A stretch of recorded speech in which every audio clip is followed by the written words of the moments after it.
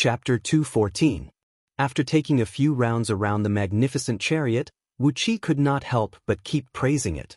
The 8 heavenly horses seemed to be living creatures, but at the same time, they seemed to be some kind of spirit treasure. The chariot itself was also a precious treasure. Just the defensive mechanism that Wu Qi could see was so strong that it rendered him speechless.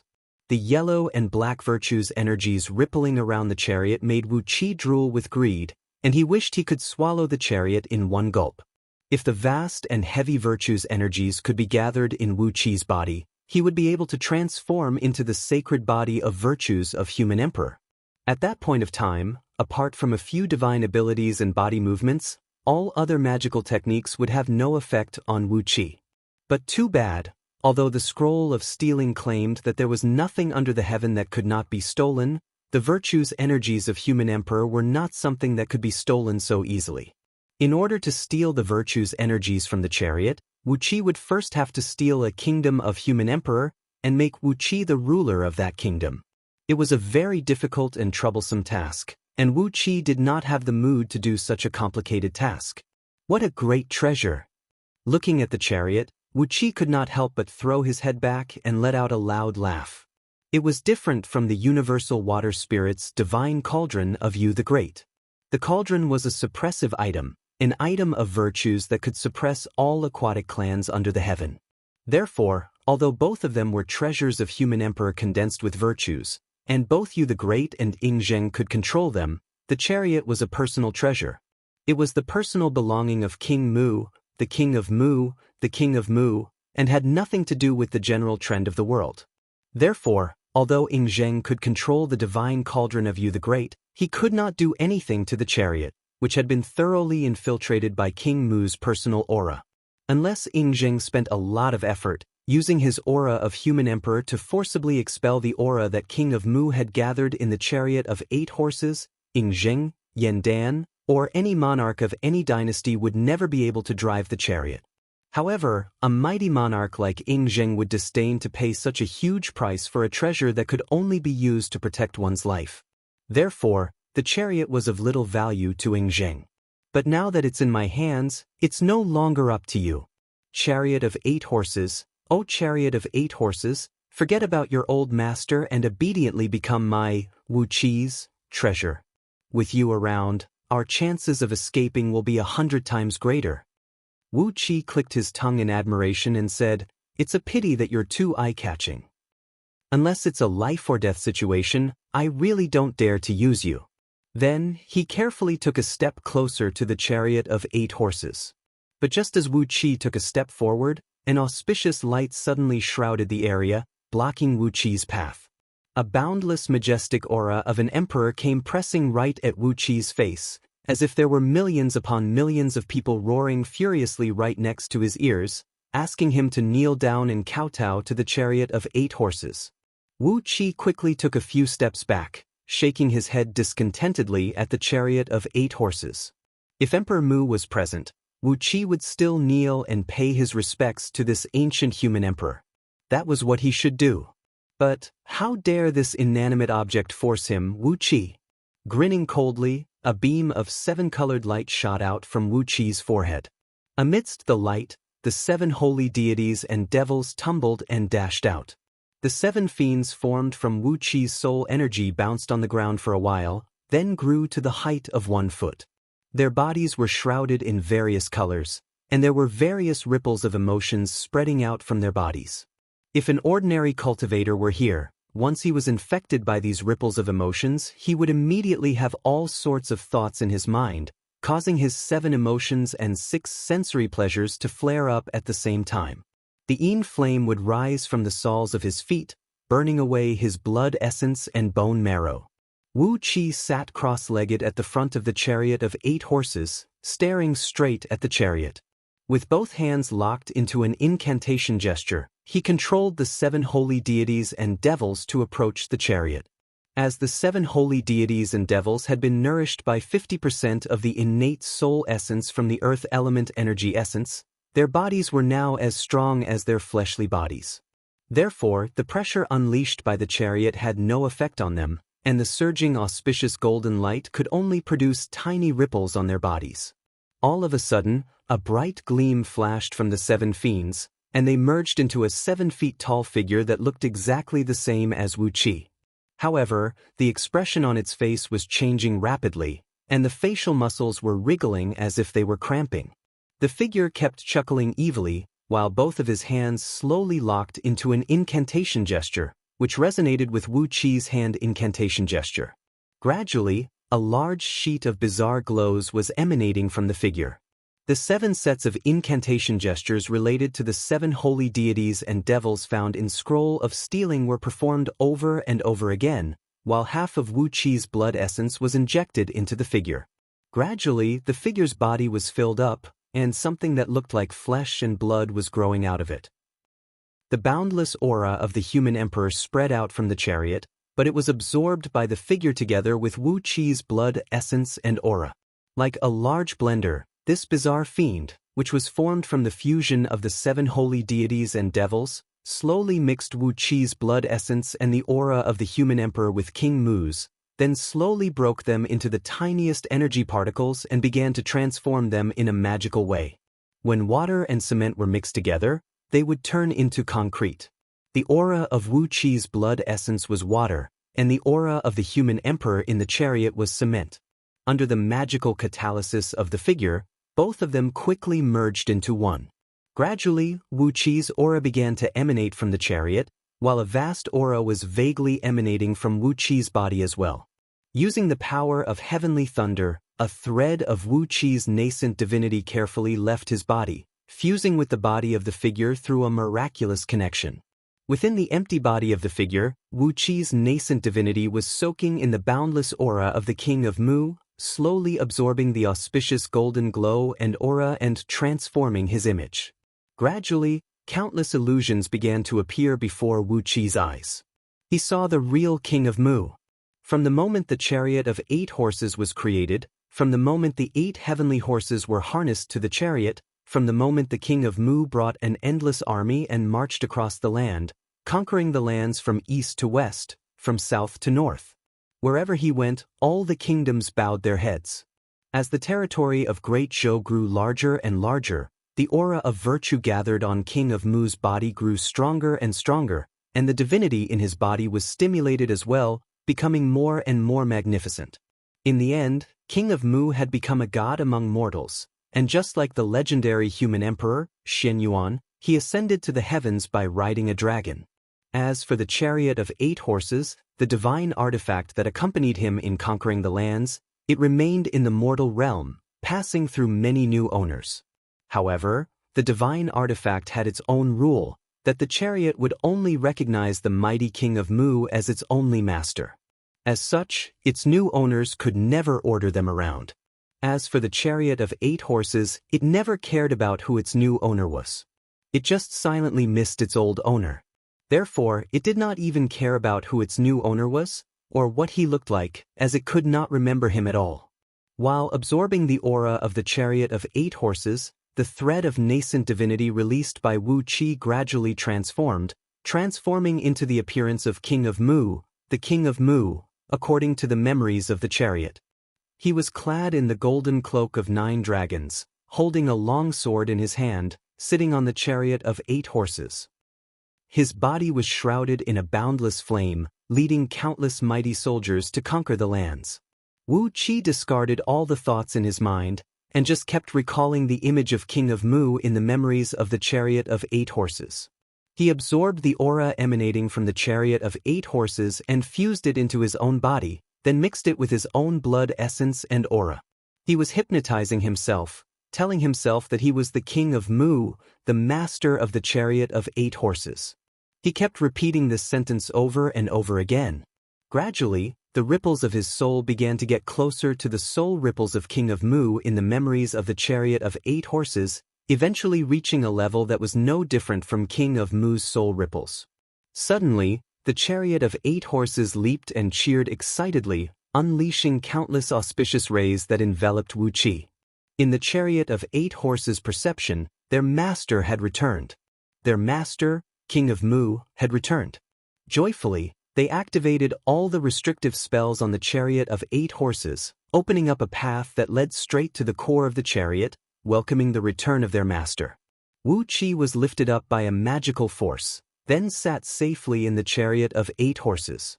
Soundlessly, the thread of nascent divinity Wu Qi had fused into the core of the chariot of 8 horses. After that, a silver lotus abruptly rose from Wu Qi's nascent divinity. The divine flame of order burned everything in the surroundings, completely burning the thread of divine will produced by the chariot of 8 horses into nothingness. Then, Wu Qi separated a thread of his nascent divinity and branded it on the core, holding the chariot of 8 horses tightly in his hand. Abruptly, the 7 holy deities and devils split up, their bodies glowing dimly as they squeezed back into Wu Qi's body to recuperate. Wu Qi retracted the nascent divinity and soul he had released. Suddenly, a huge amount of sweat burst out from his body. Nearly all of his energy had been depleted. Although he had successfully subdued the chariot with the mystic technique found in Scroll of Stealing, the cost was too great. The reason why he could still sit safely on the chariot of 8 horses was because of the miraculous ability of the chariot, which allowed it to automatically absorb the surrounding natural essence to nourish his body. Breathing out a long sigh, Wu Qi patted on the chariot of 8 horses and let out a soft cry. The chariot of 8 horses expanded abruptly, as the 8 heavenly horses grew to about 100 feet long. Although they still had the shape of horses, they vaguely looked like divine dragons. The chariot itself had also expanded to several hundred feet in circumference, turning into a clump of golden auspicious clouds that could no longer be seen. With a thought in Wu Qi's mind, the chariot of 8 horses transformed into a stream of light and shot out from his secret palace. Surprisingly, the several dozens of defensive mechanisms he had painstakingly constructed did not have the time to play any role, as the chariot of 8 horses went straight through them. The chariot of 8 horses went straight through them, not destroying them with brute force. Instead, it went straight through all the defensive mechanisms Wu Qi had deployed, as if it had entered an uninhabited land. Panic-stricken, Wu Qi quickly halted the chariot of 8 horses, then turned around in astonishment. He saw that the lofty mountain where he built his secret palace was now 100,000 miles behind him. With a thought in his mind, he had crossed the distance of 100,000 miles. The speed was almost comparable to the divine ability of teleportation used by a nascent divinity cultivator. Wu Qi did not exert all his strength to drive the chariot of 8 horses, as he did not have the overall strength to drive the chariot to its full speed at the moment. Instead, he merely injected a tiny bit of energy into the chariot, and it made the chariot burst out with a frightening speed that nearly scared himself to death. If I were to inject all my energy into the chariot, I would be able to travel 1 million miles in an instant. Even if a nascent divinity expert were to use the divine ability of teleportation, he would never be able to catch up to me. Wu Qi secretly calculated the godly speed of the chariot of 8 horses, and suddenly he burst out laughing complacently. After laughing for a full 15 minutes, only then did Wu Qi put away the chariot of 8 horses. The enormous chariot transformed into a stream of auspicious light and fused into Wu Qi's right arm, forming a sheet of golden auspicious light the size of a child's palm on his arm. Amidst the auspicious light, 8 faintly visible heavenly horses could be seen with their heads held high and chests puffed out, as if they were neighing at the sky. Following Wu Qi's will, this sheet of auspicious light could appear and disappear at will. It was an extremely magical sight. After throwing his head back and letting out another 3 wild laughs, Wu Qi pinched his fingers and calculated the time. After that, he hastily returned to his secret palace, using the minor teleportation formation to return to Ji City. It was time to form the Jin Dan for Lu Qingfeng. Chapter 215. After returning to Ji City, right after Wu Qi walked out from the house he bought secretly, he was startled by a suffocating air of resentment that towered into the sky above Ji City. The resentment was so strong that it had condensed into a grayish cloud that nearly materialized, hovering above Ji City. Although only cultivators could see this gray cloud, it was more than enough to affect the mood of ordinary people, turning the atmosphere in the entire Ji City into a very strange one. Instinctively, Wu Qi scanned the surroundings with his divine will, and was shocked once again. Hastily, he put on his official robe, hung the identity token and the token of 8 swallows on his waist, then quickly sprung up into the sky and flew towards the direction of the Imperial Palace. The Imperial Palace of Great Yan Dynasty was located right in the center of Ji City, and the main entrance of the Imperial Palace was facing the 4 biggest main roads of Ji City. Currently, from the 4 main gates of the Imperial Palace to the east, south, west, and west, countless scholars with white cloth wrapped around their heads were kneeling on the ground, stretching all the way from the Imperial Palace to the outermost city gate of Ji City. On the 4 main roads, there were more than 500,000 scholars kneeling on the ground. All the scholars kneeling on the ground were holding 3 incense sticks in their hands, the wisps of smoke rising into the sky.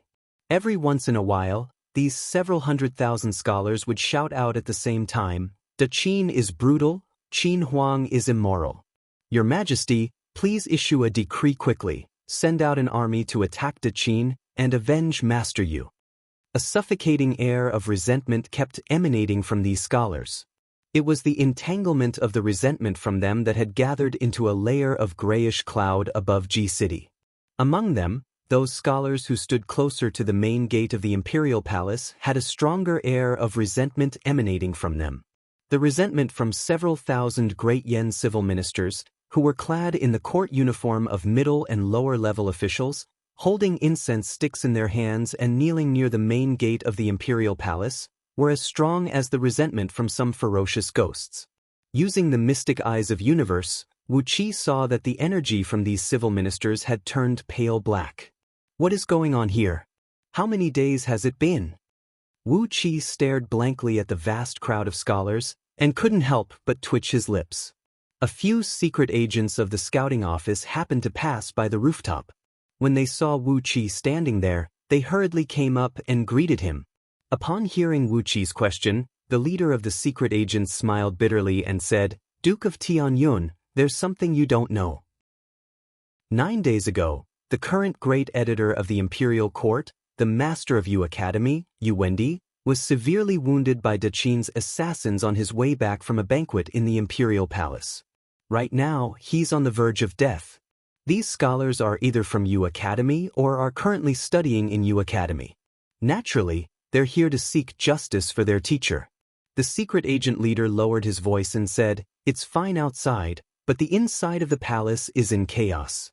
Many officials clamored for His Majesty to immediately issue an edict to dispatch an army to attack Da Qin. But they don't even know where the Da Qin dynasty is. How are they going to mobilize their army? After cupping their fists to Wu Qi, the few scouting officers leaped into the air and continued their patrol.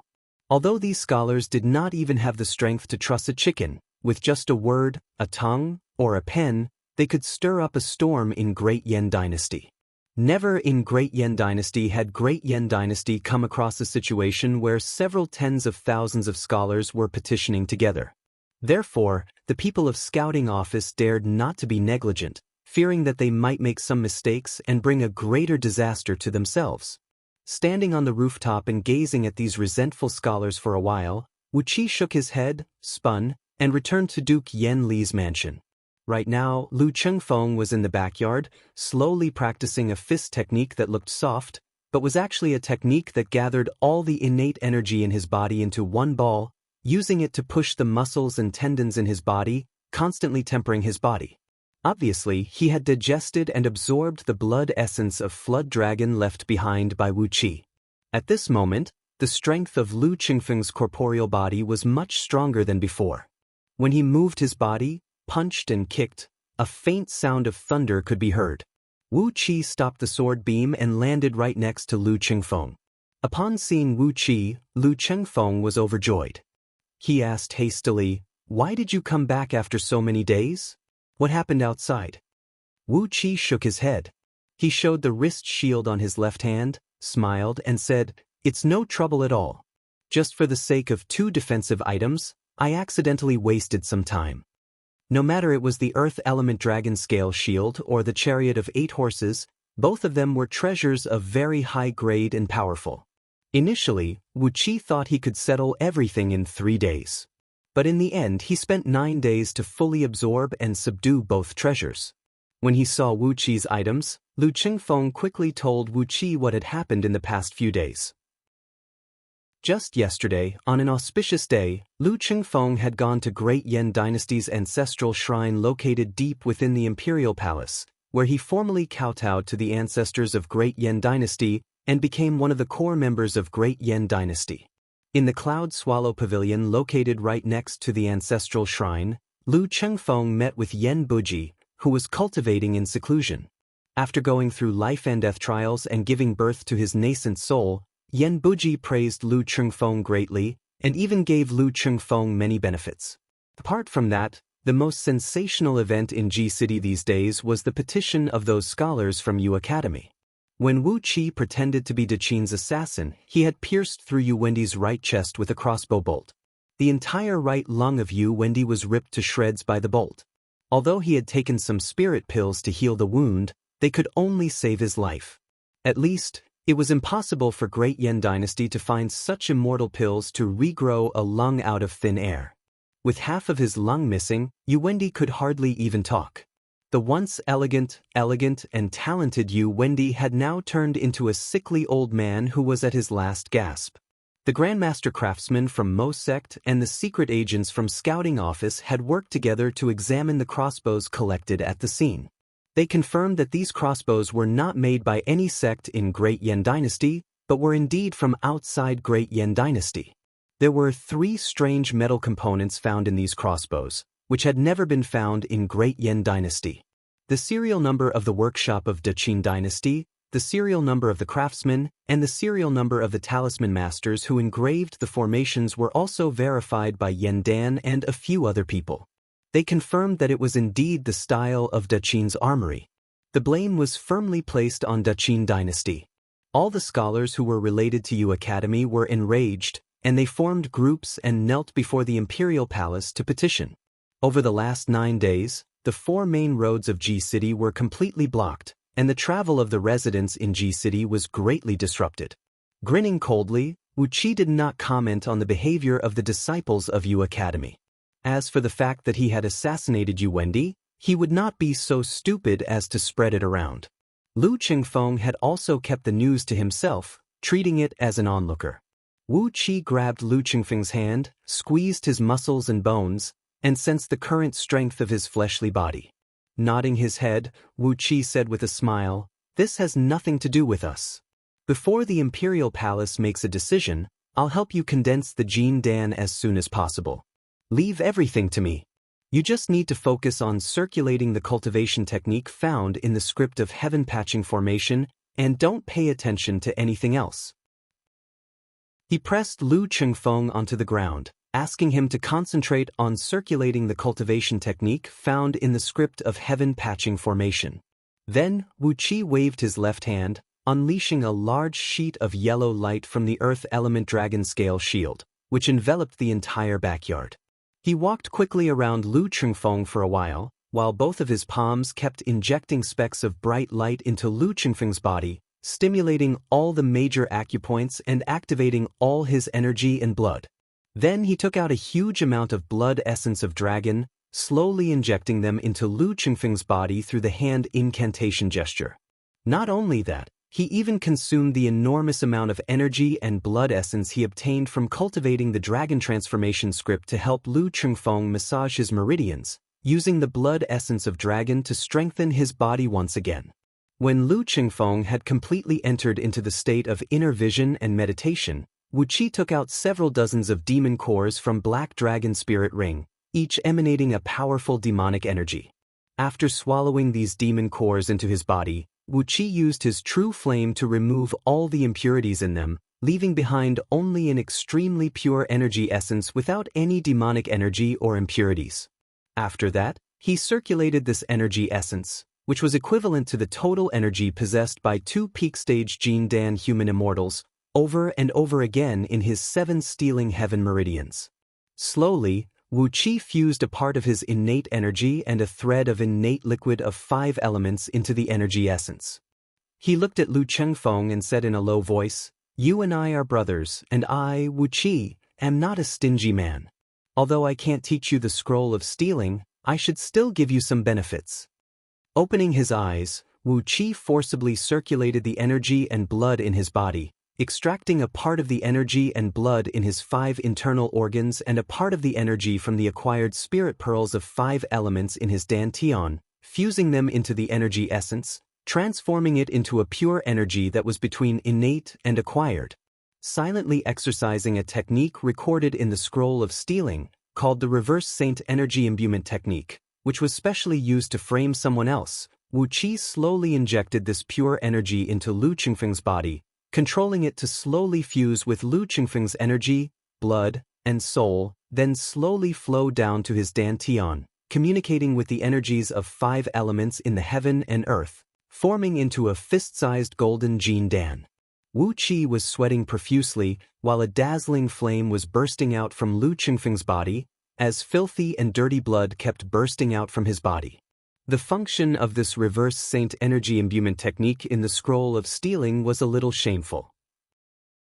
If a cultivator of the scroll of stealing stole the magical treasures or energy essence of some almighty experts, and was chased by those almighty experts, they would use this evil technique to separate a tiny bit of their aura and inject it into some unlucky scapegoat, using it to attract the attention of the owner, while the cultivator could seize the opportunity to escape. In order to hide it from those powerful beings, the method of infusing qi into the scapegoat's body was extremely marvelous. The spirit qi injected into the scapegoat's body could perfectly fuse with the scapegoat's blood qi and soul, without any conflict. Carefully and according to the method, Wu Qi smoothly helped Lu Qingfeng form the Jin Dan. Suddenly, dark clouds began to gather in the sky. A thunder tribulation that was comparable to the Jin Dan tribulation of Long Bow people was brewing. Using a heaven-defying mystic technique, Wu Qi had helped Lu Qingfeng form the perfect Jin Dan that encompassed all 5 elements, and stood between innate and Hotian. On top of that, he had forcibly pushed Lu Qingfeng from Xiantian realm to the peak of Jin Dan realm. This had greatly offended the law of heavenly punishment, which maintained the balance between the heaven and earth. Therefore, the thunder tribulation was extremely powerful. Wu Qi opened his mouth and coughed out a stream of blood.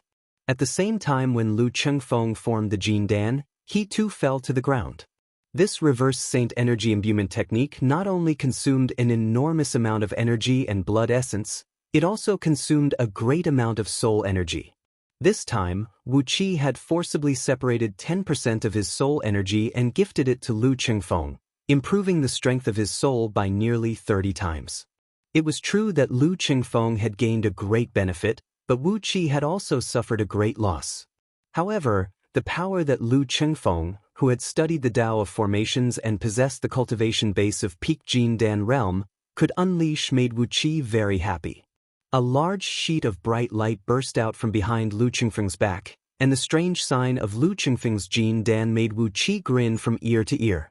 It was an enormous turtle shell of 8 trigrams, exactly the same as the turtle shell that recorded the arts of heaven patching formation. At the thought that Lu Qingfeng would have to carry a turtle shell on his back for a very long period of time in the future, Wu Qi was so happy that tears began to flow down his face. Amidst the deafening rumbling, the thunderbolts came crashing down, but Wu Qi pulled them out with one hand and quickly absorbed them into his soul, helping him to form another thread of nascent divinity. At the same time, the golden bells in the imperial palace of Great Yen kept ringing for a total of 10,800 times. Countless voices rang out at the same time. Great Yen is going west, crusade against Qin. Great Yen is going west, crusade against Qin. The disciples of Yu Clan, who were kneeling on the street, were cheering and cheering. The cheers swept across the entire Ji city like a tsunami. The army was going to crusade against Qin. Great Yen, who had been hiding its claws and teeth for over 2,000 years, had finally begun to move its enormous body. Chapter 216. Meng Village. What used to be a desolate little village had now become a bustling place filled with people. It was as if it was a metropolis. A large teleportation formation, about 1 mile in diameter, was erected in a forest that had been leveled to the ground outside Meng Village. Thousands of energy stones and jade slabs of different sizes were hovering in midair, flickering with colorful flames. Every time the flame flickered, over 10,000 people would walk out from the formation. Under the command of a group of officials clad in black official robes, these people would quickly line up and move in different directions. The people who walked out from the formation came in different shapes and sizes. Some of them were soldiers of Blood Swallow Army, some were soldiers of Black Swallow Army, who were clad in black armors and riding on black ox-headed beasts, emanating a murderous aura. Most of them were craftsmen and laborers, who were holding various tools in their hands and looking energetic. Those who were responsible for controlling the formation were 30 Earth Immortals of Nascent Soul Realm and 120 Human Immortals of Jin Dan Dynasty. The leader was a member of Great Yen Dynasty's Imperial Clan, an Earth Immortal of Peak Stage Nascent Soul Realm, the 9th son of Yen Chijuan, Yen Shi. He held an astrolabe in his hand, which was used to control the formation. From time to time, he would shout at the cultivators under his command, instructing them to adjust the positions of the jade slabs, making it connect with a teleportation formation located several 100,000 miles, millions of miles, or even tens of millions of miles away. From G City, from other big cities within the territory of Great Yen Dynasty, and from the capital cities of various vassal kingdoms, a large number of soldiers, craftsmen, and laborers had arrived at Meng Village through the teleportation formation. In just 3 days, over 1 million people had gathered near Meng Village. Although the teleportation formation used a great amount of spatial breaching spirit gold as its core, the large-scale teleportation of over 1 million people within 3 days had still consumed a huge amount of resources of Great Yen Dynasty. The energy stones that had been stored over the years had been used up like tidewater. Wu Qi was standing on top of a newly built watchtower on the wall of Meng Xiaobai's house, looking at the teleportation formation that was working at full capacity. He couldn't help but feel shocked by the power of Great Yen Dynasty. He had been here for 3 days. Lu Qingfeng had stayed in Little Meng City, supervising the construction of the defensive system. Meanwhile, he had brought a group of people to Meng Village, and was responsible for the construction of the outpost defense line. As he was the person in charge, Wu Qi didn't need to do anything. All the affairs, big or small, were shared by middle and lower-level officials from G City, and everything was carried out in an orderly manner. Finally, Wu Qi had a first-hand experience of the latent power of Yu Academy in Great Yen Dynasty. There were 50,000 middle and lower-level officials in Meng Village, and 40,000 of them came from Yu Academy, and all of them were disciples of Yu Wendi. Because Yu Wendi had been severely injured by the assassin from Daqin, these men were working like they had been injected with chicken blood. They worked day and night, forgetting to eat and sleep. Like wind devils, they kicked the butts of those soldiers, craftsmen, and laborers, making the woods around Meng Village bustling with activity. In just 3 days, with Meng Village as the center, the foundation of a 20 miles long and wide city had begun to take shape. In the depth of Meng Mountains, 50,000 miles, 30,000 miles, 10,000 miles, 5,000 miles, 3,000 miles, 1,000 miles, 500 miles, 300 miles, and 100 miles. With these 9 distances as the limit, the construction of the 270 outposts had started. With the powerful execution and management ability of these officials, the construction of Meng Fortress and the construction of the 270 outposts had started almost at the same time, and the progress was almost exactly the same. There was no difference between the 2 projects. How many building materials were needed, how many craftsmen and laborers were needed, how many formation masters were needed, and how many of them were needed. Under the arrangement of these officials, it was like the most elite Swiss clock, running with the utmost precision without any error. 1 day ago, Wu Qi had inspected the working standard of these officials, and the result had shocked him. The results shocked him greatly. These government officials, who had exploded with all of their passion and swore to teach the Great Qin dynasty a harsh lesson, worked as if their lives depended on it, and the precision of their work was simply shocking. The distribution of materials and personnel in the 270 outposts was so precise that it was as precise as a brick, an iron nail, or even a handful of rice. There was no delay, no waste. These insane officials had even considered the difference in experience, skill, and physical strength of every craftsman and laborer. Basically, the manpower and material resources in all the outposts had reached a precise balance. Faced with all this, Wu Qi could only stand there and staring blankly at the large number of people who kept rushing out from the teleportation formation. At the same time, he was slowly absorbing the surrounding natural energies, using them to improve his cultivation base and replenish the energy essence and soul that he had consumed a few days ago. On top of that, he had experienced the threat of Yu Academy firsthand. Although there were only 40,000 disciples of Yu Academy here, they were able to achieve such frightening precision, efficiency, and great effectiveness.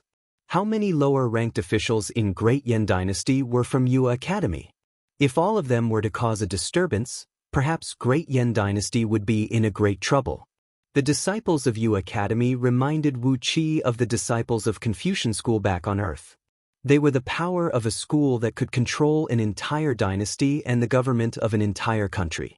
Different from the disciples of Confucian School, who constantly fought with each other, the disciples of Yu Academy had a common spiritual leader. They worked together seamlessly, which made them an even more frightening political force.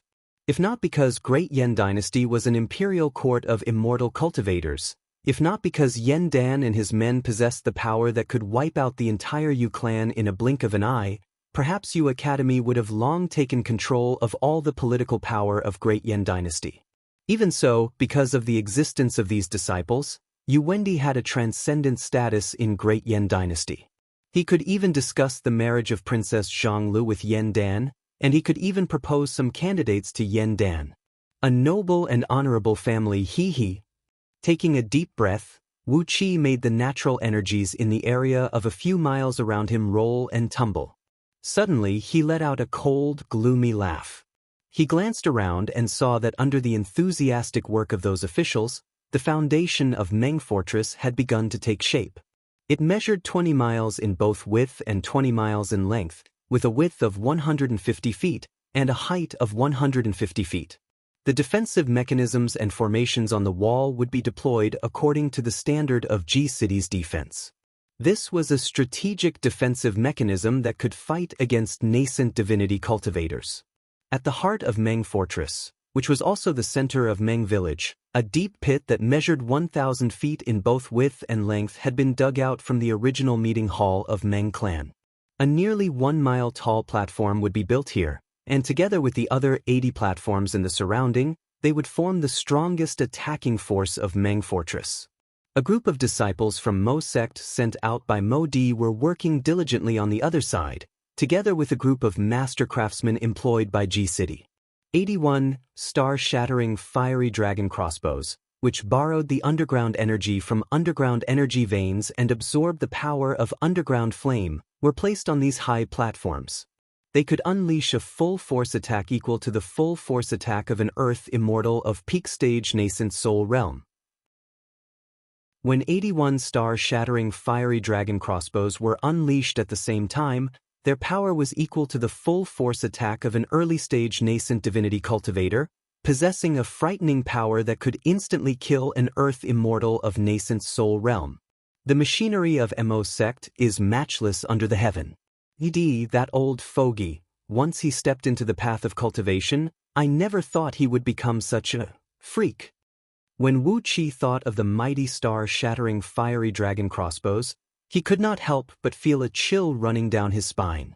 Yet, such a frightening weapon was only ranked 9th among the 10 most powerful weapons produced by Mo sect. What else could Wu Qi say to the frightening Mo sect? Suddenly, numerous sword beams were seen flying towards them from a far distance. With a keen eyesight, Wu Qi saw Lu Chengfeng standing in the foremost sword beam. Soon, the sword beams descended, and Lu Chengfeng came and stood right next to Wu Qi. He threw a glance at the bustling construction site and the crowds of people, then shook his head and said, "The disciples of Yu Academy are very capable. I have nothing to do in Meng City, so I just need to hand them the blueprint, and they will handle everything. They will even be in charge of supervising the mobilization of soldiers, materials, and craftsmen from all the vassal kingdoms in the West." Suddenly, I feel like I've become an idler. Wu Qi twitched his lips helplessly, nodded his head and said, "Yu Academy is really frightening." The scene of several tens of thousands of scholars kneeling in front of the entrance, TSK. If I were His Majesty, I would have long wielded my saber. Wu Qi raised his right palm up high and gently slashed it down. Whenever he thought of Yu Wendy and his daughter, his belly would be filled with a venomous flame. How dare they try to harm me, Wu Qi? Aren't you just looking for trouble? Lu Chengfeng recalled the scene of several tens of thousands of apprentices from Yu Academy petitioning together, and his body shuddered as well. Both men exchanged a glance, and were about to say something, when suddenly they saw a dark cloud rolling and rushing toward them from the sky not far away from the east. Several dozens of demon clouds were chasing closely behind the dark cloud, and from time to time, a strange, evil laughter could be heard coming out from the demon clouds. Vaguely, a shrill, wild laughter could be heard. "Little girl, I've taken a fancy to you. Come back with me and you'll have a good life. Every day, you'll have the fresh meat of young boys and girls to eat. Isn't that better than being alone? Heh, why do you look so fresh and spirited?" As the wild laughter echoed out, several dozens of dark blue thunderbolts thrust whistling out and smashed onto the fleeing dark cloud. A deep rumble of thunder echoed out, and a large part of the dark cloud was blown away, revealing the body of a fat catfish that measured over 3,000 feet long. Wu Qi's face twisted into a tight frown. An old acquaintance. But someone actually said she has a beautiful face? What kind of taste is that? It was a fat catfish with a body of over 3,000 feet long, with a pair of horns on its head, a few shiny dragon whiskers under its chin, and 4 dragon claws on its abdomen. Vaguely, dragon scales could be seen peeking out from under its smooth skin. Who else could it be if it was not the catfish flood dragon, the king of the Lake of 4 Waters? However, in Wu Qi's view of beauty, catfish flood dragon could never be compared with the word beautiful. One could say that she was handsome, mighty, and heroic, but the word beautiful was really wrong. The demon cloud that released the dark thunderbolts retracted abruptly, revealing a huge, ugly black fish. The black fish's body was about 5,000 feet long, and it had 3 huge ugly fish heads. Its huge mouth was filled with sharp teeth, and mucus was constantly dripping from its slippery black fish skin. Even from such a distance, a fishy smell was still wafting from the fish. He also had a horn on his head, but it was only a single horn. His lower abdomen also had a dragon claw, but it also only had one. On its back, there was a tens of feet long fin that was as sharp as a blade, and water vapor lingered around its body, making it look arrogant and threatening. With a sharp and unpleasant laugh, Heiyu's 3 mouths spat out a large amount of mucus at the same time. 3 extremely long tongues popped out of his mouth and flicked around for a while. Then, several hundred huge dark blue bolts of lightning whistled out from the tip of his tongue. The fleeing catfish flood dragon was hit by the dark thunderbolts, and it made her blood splatter all over her body. The pain made her curse furiously. The demon cloud was completely destroyed, and catfish flood dragon's huge body could no longer fly up into the sky. She drew an arc in the air and fell down toward the construction site of Meng Village. Without hesitation, Wu Qi leaped up into the sky with a sword beam and shouted, "How dare you! This is the territory of the Great Yan Dynasty. How dare you invade our territory? Do you know the mighty name of the Great Yan Dynasty's emperor, Yan Dan?" He let Catfish Flood Dragon pass, but stopped in front of the black fish and the dozens of demons and devils brought by him. The black fish opened his mouth and yelled, "What bullshit, Great Yan? I've never heard of it. What bullshit, Yan Dan?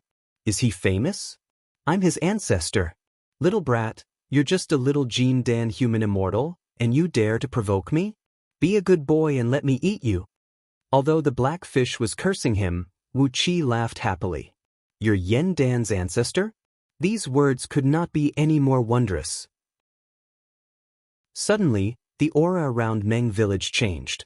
A couple dozens of Earth Immortals of Nascent Soul Realm and several hundred human immortals of Gold Core Realm from Great Yen Imperial Clan stepped onto clouds and sword beams, their eyes bursting with flames of fury as they soared into the sky.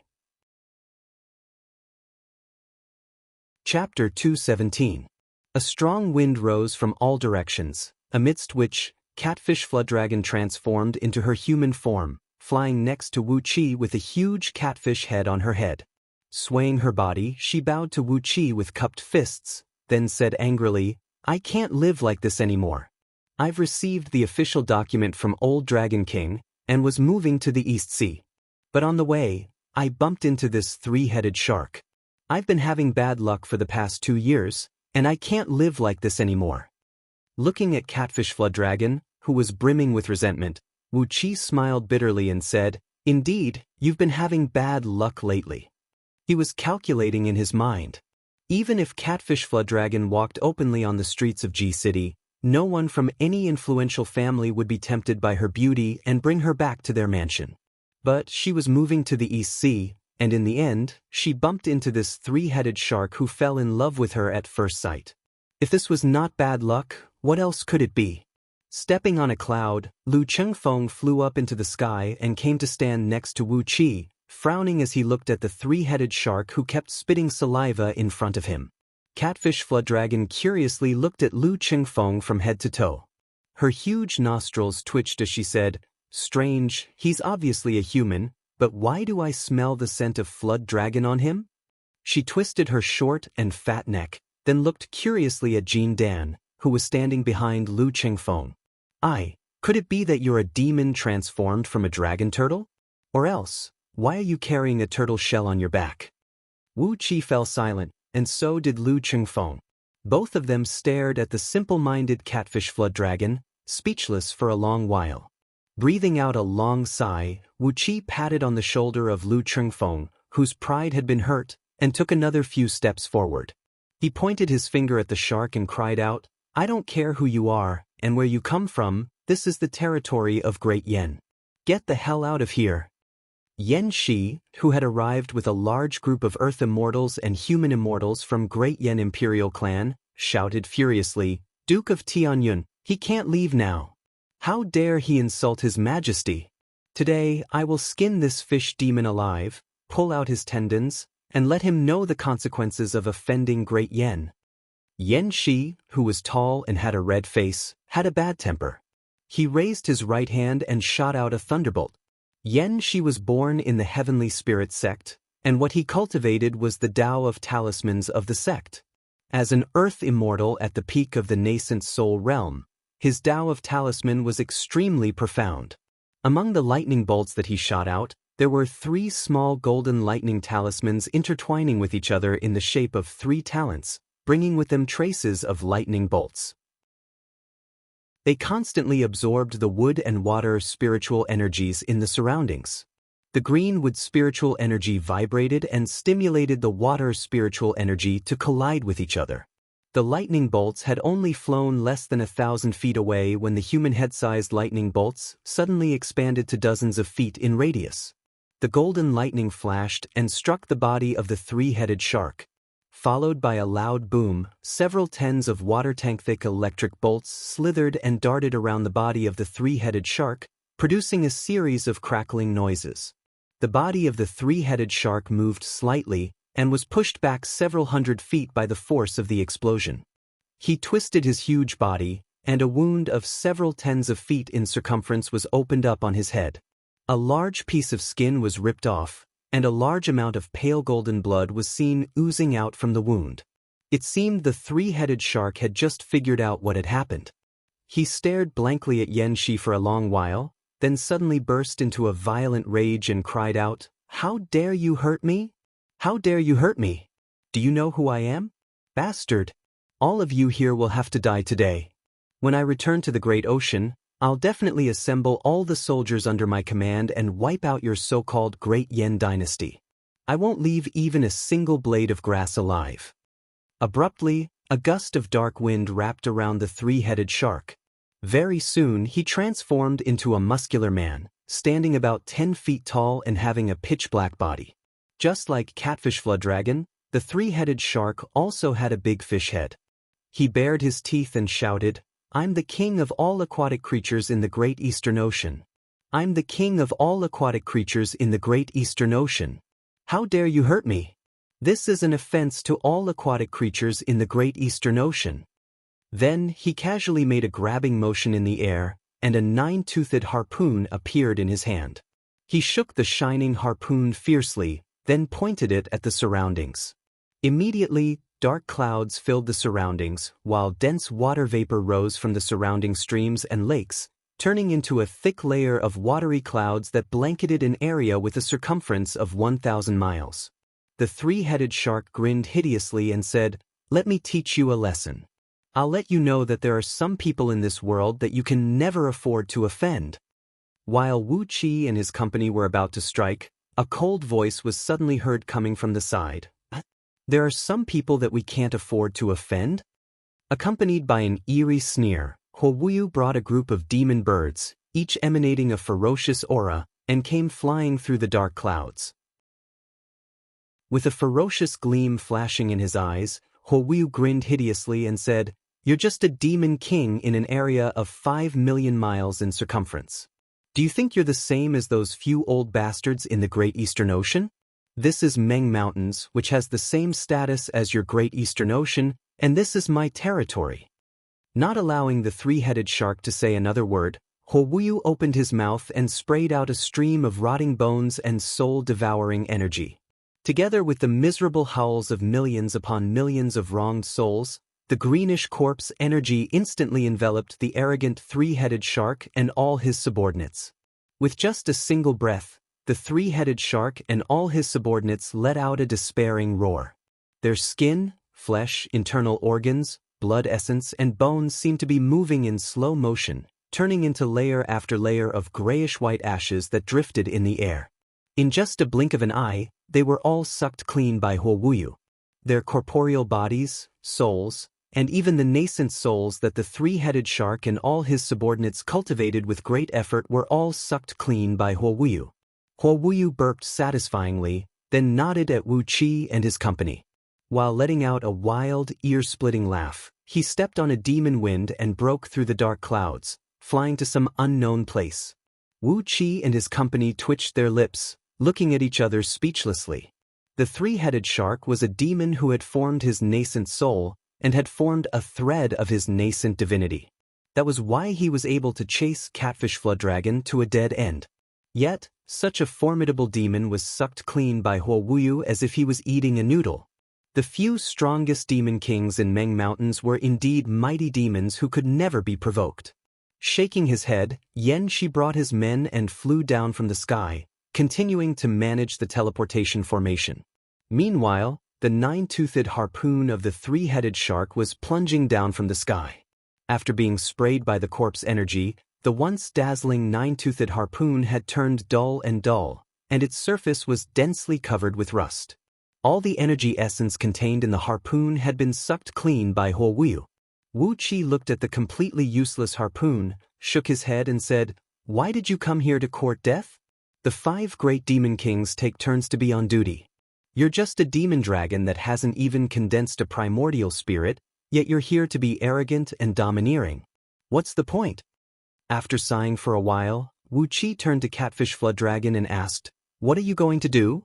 Go back to the Lake of Sisui to be your leader, or go to the Great Oriental Ocean? If you go to the Lake of Four Waters, Ing Zheng might come after you again. Going to the Great East Ocean? I didn't know that you were a stunning beauty in the eyes of those sea demons." Catfish Flood Dragon gave Wu Qi a glance, then giggled, puffed out her chest and said, "Of course. Even among the flood dragons, I am a top-notch genius. Although this perverted three-headed shark is not a good man, he still has a good eye." Patting her chest complacently, Catfish Flood Dragon giggled happily. After laughing for a while, Catfish Flood Dragon's face suddenly turned gloomy again. "But where should I go? He couldn't go back to Sea Water Lake. If he was caught, he would be dead. As for the Great Oriental Ocean, I will be stopped by someone halfway. Why do I look so beautiful?" Wu Qi did not say anything, while Lu Qingfeng blinked his eyes and gave Catfish Flood Dragon another careful look. Catfish Flood Dragon, who had a big fish head, was wagging her head proudly, a few of her dragon whiskers waving happily around her mouth. Sighing lightly, Wu Qi said with a serious face, Forget it. After all, we are old acquaintances. Since you have nowhere to go, why don't you stay in Great Yan's army and serve us? At least, we have 5 demon kings from Meng Mountains in our army. No matter how strong Ing Zheng is, there is no way he can capture you from our camp. 5 demon kings? Catfish Flood Dragon's eyes went wide with shock. Which 5? Wu Qi crooked his finger and told Catfish Flood Dragon the names of Huo Wuyu, Xiong Wanling, and the other 3 demon kings. Catfish Flood Dragon gasped, nodded hastily, and said, "Then, I will be a member of Great Yan. With the 5 of them here, I have no fear of Ing Zheng. Relying on the cauldron of Yu, Daqin can bully us, the aquatic race. Without that cauldron, Old Dragon King will not be afraid of them either." Wu Qi was very happy in his heart. Ing Zheng had relied on the cauldron of Yu to bully the aquatic race. But the cauldron of Yu was not very useful when facing these beast kings who lived in the woods and the bird kings who soared in the sky. Perhaps he should think of a way to draw Wanying Dragon King to Great Yan's camp, as it would be a win-win situation. Great Yan could help Wanying Dragon King resist the attack from the cauldron of Yu, and with the addition of Wanying Dragon King, Great Yan would have a greater chance of defeating Daqin. Just as he was plotting, he suddenly heard a sharp warning horn sound. A Jin Dan human immortal cried out at the top of his voice. 50,000 miles away, the outpost of Qin's army has been detected at the outpost of Yunxia Ridge. They have clashed with us. Wu Qi gave a long and sonorous cry, then transformed into a sword beam and sped towards a small teleportation formation in Meng Fortress. Catfish Flood Dragon looked around with a blank expression, then hastily followed behind Wu Qi and said, "Brother Wu Qi, let me help you beat them up. This group of Qin army is extremely detestable." Lu Qingfeng also sped towards the teleportation formation, leaving behind a bright beam of light in his body. Footsteps could be heard coming from all directions, as platoons of Black Swallow army mounted on bull-headed beasts were rushing towards them. In just the time of a few breaths, 3,000 Black Swallow army soldiers had arrived at the teleportation formation. Wu Qi pressed down the sword beam and cried out sternly, "Send us to Yunxia Ridge at once, and inform all the outposts in front to get ready to fight the enemy." Then, several dozens of cultivators arrived with bright beams, joining Wu Qi and his company. The teleportation formation lit up, and Wu Qi and his company felt their bodies lightened. A bright light flickered before their eyes, and in just a blink of an eye, they had arrived at a teleportation formation hidden in a small valley 50,000 miles away. Right after they walked out from the teleportation formation, Wu Qi immediately heard noises of arrows piercing through the air coming from outside an outpost that was under construction a few miles ahead of them. Occasionally, he could also hear the painful cries of people who were hit by the arrows. Hastily, he brought the company and rushed towards the outpost. Very soon, they had arrived at the outpost that was under construction. A few human immortals from Jin Dan dynasty were standing on top of a small hill, overlooking the area below. Upon seeing Wu Qi and his company, these few human immortals from Jin Dan dynasty, who came from the indestructible sect of Great Yan dynasty, quickly came over and bowed. Wu Qi was now the deputy chief supervisor of Westfield headquarters. Regardless of his cultivation base, his authority here was higher than most of the cultivators, and even the 5 demon kings were under his control. Wu Qi, Lu Qingfeng, Catfish Flood Dragon, and their company greeted each other, then walked to the top of the small hill and looked down. There were only about 30 Qin scouts who came to ambush them. They were clad in dark light armors, and were fighting with a group of Black Swallow soldiers in the woods. Both sides were holding longbows and crossbows in their hands, running at top speed in the woods while constantly wounding their enemies with arrows. In the woods, about 1 mile in circumference, over 20 dead bodies were lying on the ground. Most of them were the dead bodies of Black Swallow soldiers, who were clad in dark armor. While Wu Qi and his company were watching, another Black Swallow soldier was caught off guard and had his throat pierced through by an arrow. Chapter 218. The Black Swallow Army was an elite army secretly trained by Fan Yuqi for Great Yan Dynasty. No matter it was the resources or the quality of the soldiers, they were only slightly inferior to the Blood Swallow Army, which was under the direct control of Yen Dan. On average, the soldiers of Black Swallow Army had the cultivation base of 50 years of Hotian realm or above. An ordinary 5-man squad leader was a peak-stage Hotian warrior. On the other hand, the 10-man squad leader or the 100-man squad leader was a Taoist of Xiantian realm. Yet, a large number of these formidable soldiers were killed and wounded by the Qin army's scouts in the woods. Clad in light armor, the Qin army moved nimbly in the woods like monkeys, appearing and disappearing unpredictably like ghosts. They moved back and forth gracefully in the woods, and from time to time, their bows and crossbows would shoot out deadly arrows. The Black Swallow army, who were clad in heavy armor and were more suitable for a tough battle, could not catch up with the Qin army's scouts in the woods, and could only take the beating passively. Occasionally, when the bowstrings twanged, 1 or 2 Black Swallow soldiers would fall to the ground.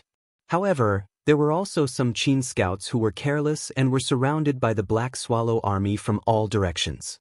When the Black Swallow soldiers wielding long blades slashed and hacked, those Qin scouts who were clad in light armor would be chopped to death as well.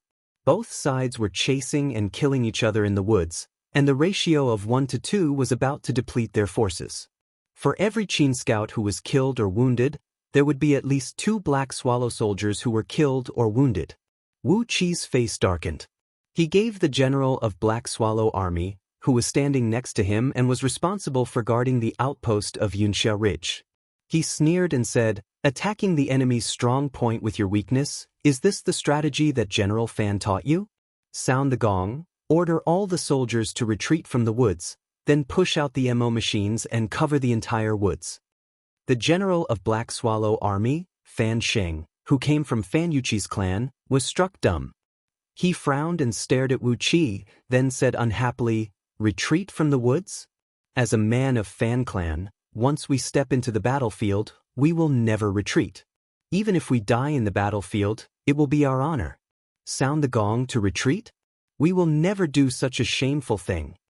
Wu Qi was rendered speechless. He gave Lu Qingfeng a look.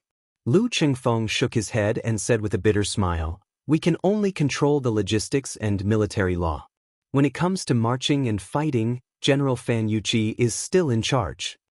The division of labor was different and everyone had their own duties. Marching, fighting, mobilizing the soldiers and horses to fight the Qin army, this was Fan Yuqi's job. Although Wu Qi and Lu Qingfeng held great authority, they were not in charge of actual military operations. They also did not have direct command over Fan Sheng. At most, Fan Sheng's army would be defeated, and Wu Qi could chop off his head afterwards, punishing him with the crime of a defeated general. But in battle, Wu Qi couldn't do anything to Fan Sheng.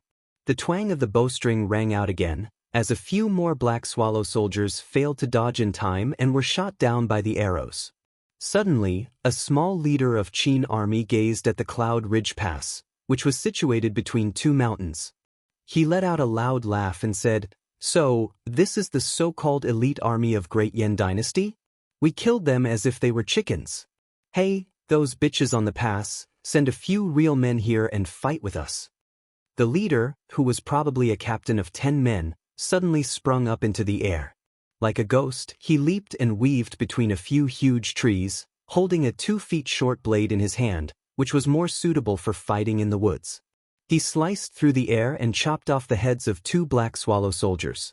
Blood sprayed out from his mouth. This leader, who was probably in the respiration tier of Xiantian realm, let out a few strange laughs, then quickly retreated to the back. A dozen Black Swallow soldiers leaped out from behind a mountain rock, raising their 8-feet-long blades in a towering rage as they chased after the leader of Qin army.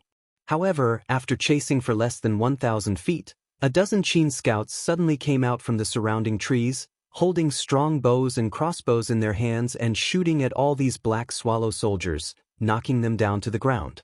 With the death of these dozens of Black Swallow soldiers, the casualty ratio of both sides in the woods suddenly rose to 1 to 4. Fan Sheng's face turned extremely unsightly. He angrily stomped his foot on the ground and said, "These damn fools! Why don't they have the courage to fight with my men openly?" Fan Sheng's anger soared to the sky. He raised his hand and asked for his personal weapon from one of his personal guards, a 12-feet-long spiked mace that had a bit of gold on it. Then he brought 1,000 Black Swallow soldiers and stormed out of the pass, rushing into the woods. Wu Qi kept shaking his head. This Fan Sheng's brain was really rigid to the extreme. The soldiers of Black Swallow army were clad in heavy armors, holding long blades in their hands, and riding on bull-headed war beasts. The specialty of Black Swallow army was to attack the enemy's heavy battle formation on the flatland, instead of fighting with the enemy's scouts in the woods. How was it possible for a group of ferocious lions to catch a group of monkeys in the woods?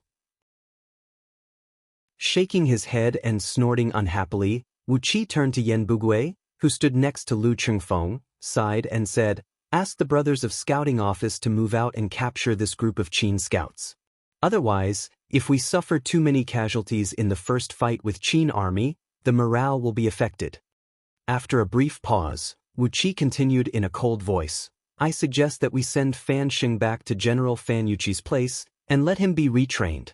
A man like him is not suitable to guard the front line.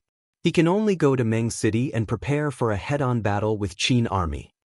From his storage ring, Lu Chengfeng pulled out a blank official document specially made for Great Yan Dynasty's Westfield headquarters. Then he picked up a brush and began to write a document on how to deal with the defeated general, Fan Sheng. After that, he spun and handed it over to Lu Ziyuan, who followed behind him. At the moment, Lu Ziyuan was the disciplinary officer of Westfield headquarters of Great Yan Dynasty and was in charge of all the official matters related to military law. After taking over the document, Lu Ziyuan bowed and answered, "Yes." Fan Sheng was destined to be doomed. Suddenly, a cultivator flew over on a flying sword and shouted, 10,000 miles to the north, the Black Cloud Ridge is being harassed by Qin army's scouts as well. General Jing Buju has forced the enemy to retreat with his crossbows." Wu Qi and Lu Chengfeng exchanged a glance, and a smile emerged on their faces at the same time. Jing Buju was from Jing Ke's clan, and he should be the 17th generation of Jing Ke's grandson. Currently, he was leading an army to guard the Black Cloud Ridge. It was obvious that Jing Buju was smarter than Fan Sheng, as he did not send out his soldiers to fight the Qin scouts in the forest. Another 2 cultivators flew over on flying swords, bringing them the information about the other few outposts. Almost at the same time, the Qin scouts were harassing and spying on the few outposts in the front line. Obviously, all the generals from Fan Yuqi's clan had led their army out of the outpost and fought with the Qin scouts, but they did not gain any advantage.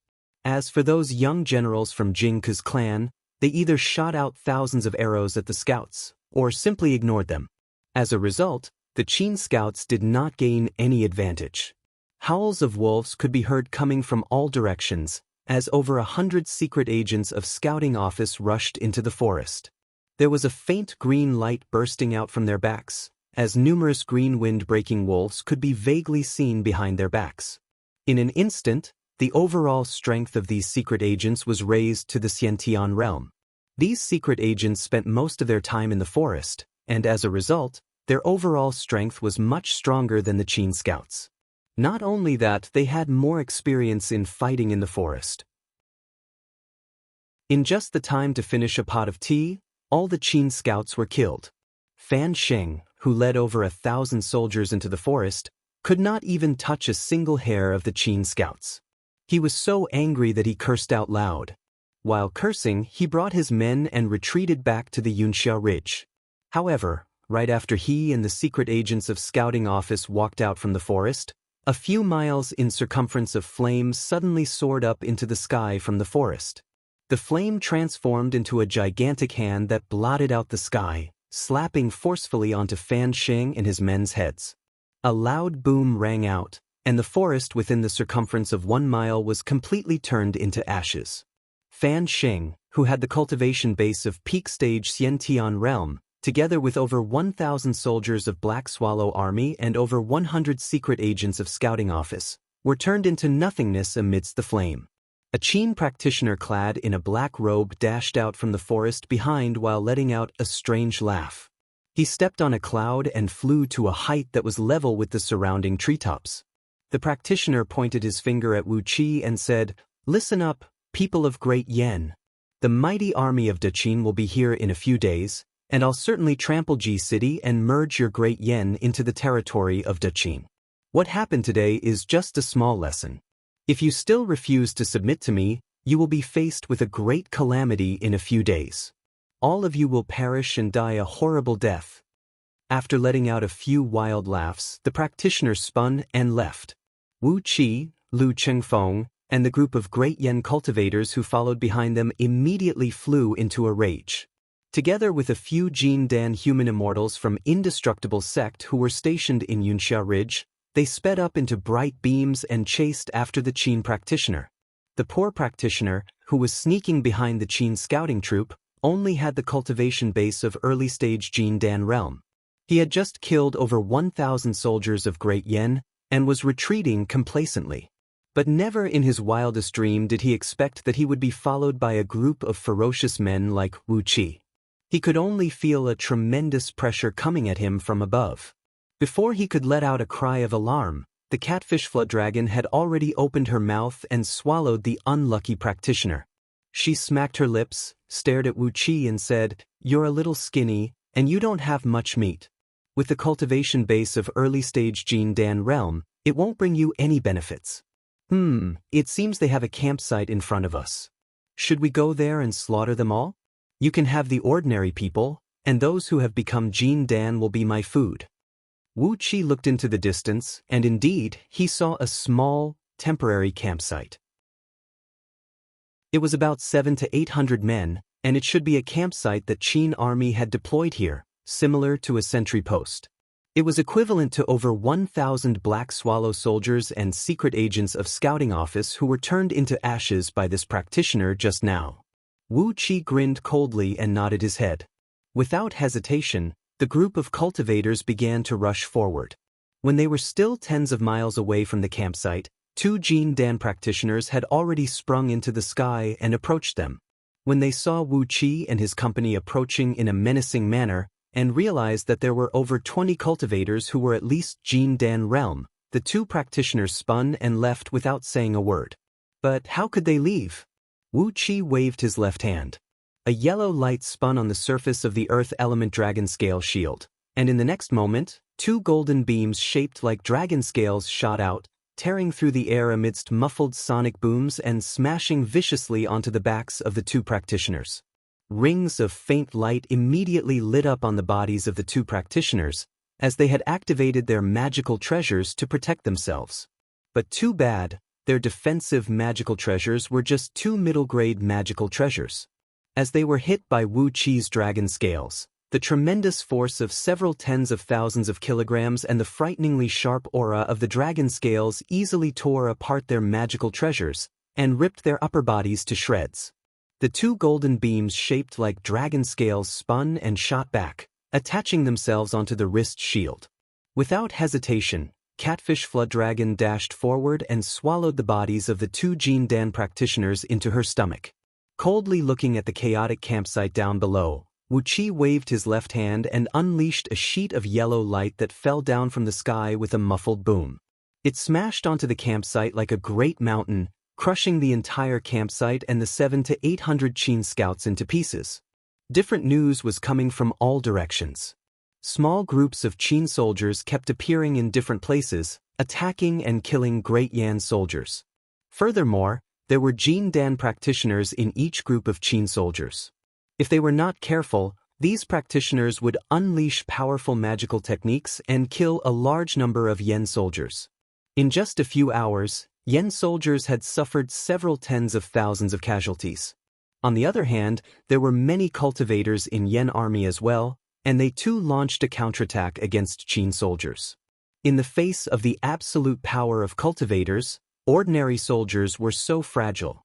Similarly, several tens of thousands of Qin soldiers were turned into ashes by Yen cultivators who fought back. The brief battle lasted until midnight.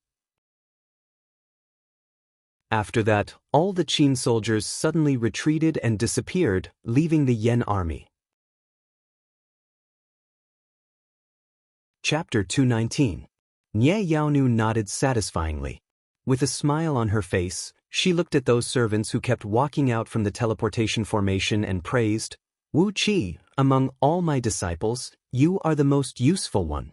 With these mineral veins, Heaven-Breaking Sword Sect can finally become a real independent sect, and no longer be controlled by anyone. Wu Qi suddenly burst out into a loud laughter, while his fingers kept moving back and forth between them. Nye Yaonu and Nye Baihong were struck dumb.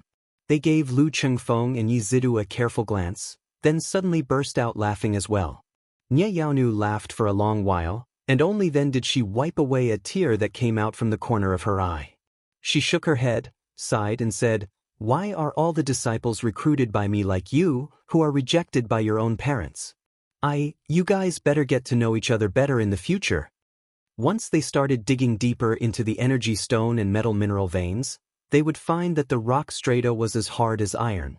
Therefore, it would be extremely strenuous to use flying swords and magical spells to dig through the rock strata. That was the reason why Yi Zidu had transferred 50,000 servants here as miners. When the time came, they would have to rely on these servants to slowly dig through the energy stones and various metal ores. The people dressed in official robes were from Purple Leaf City.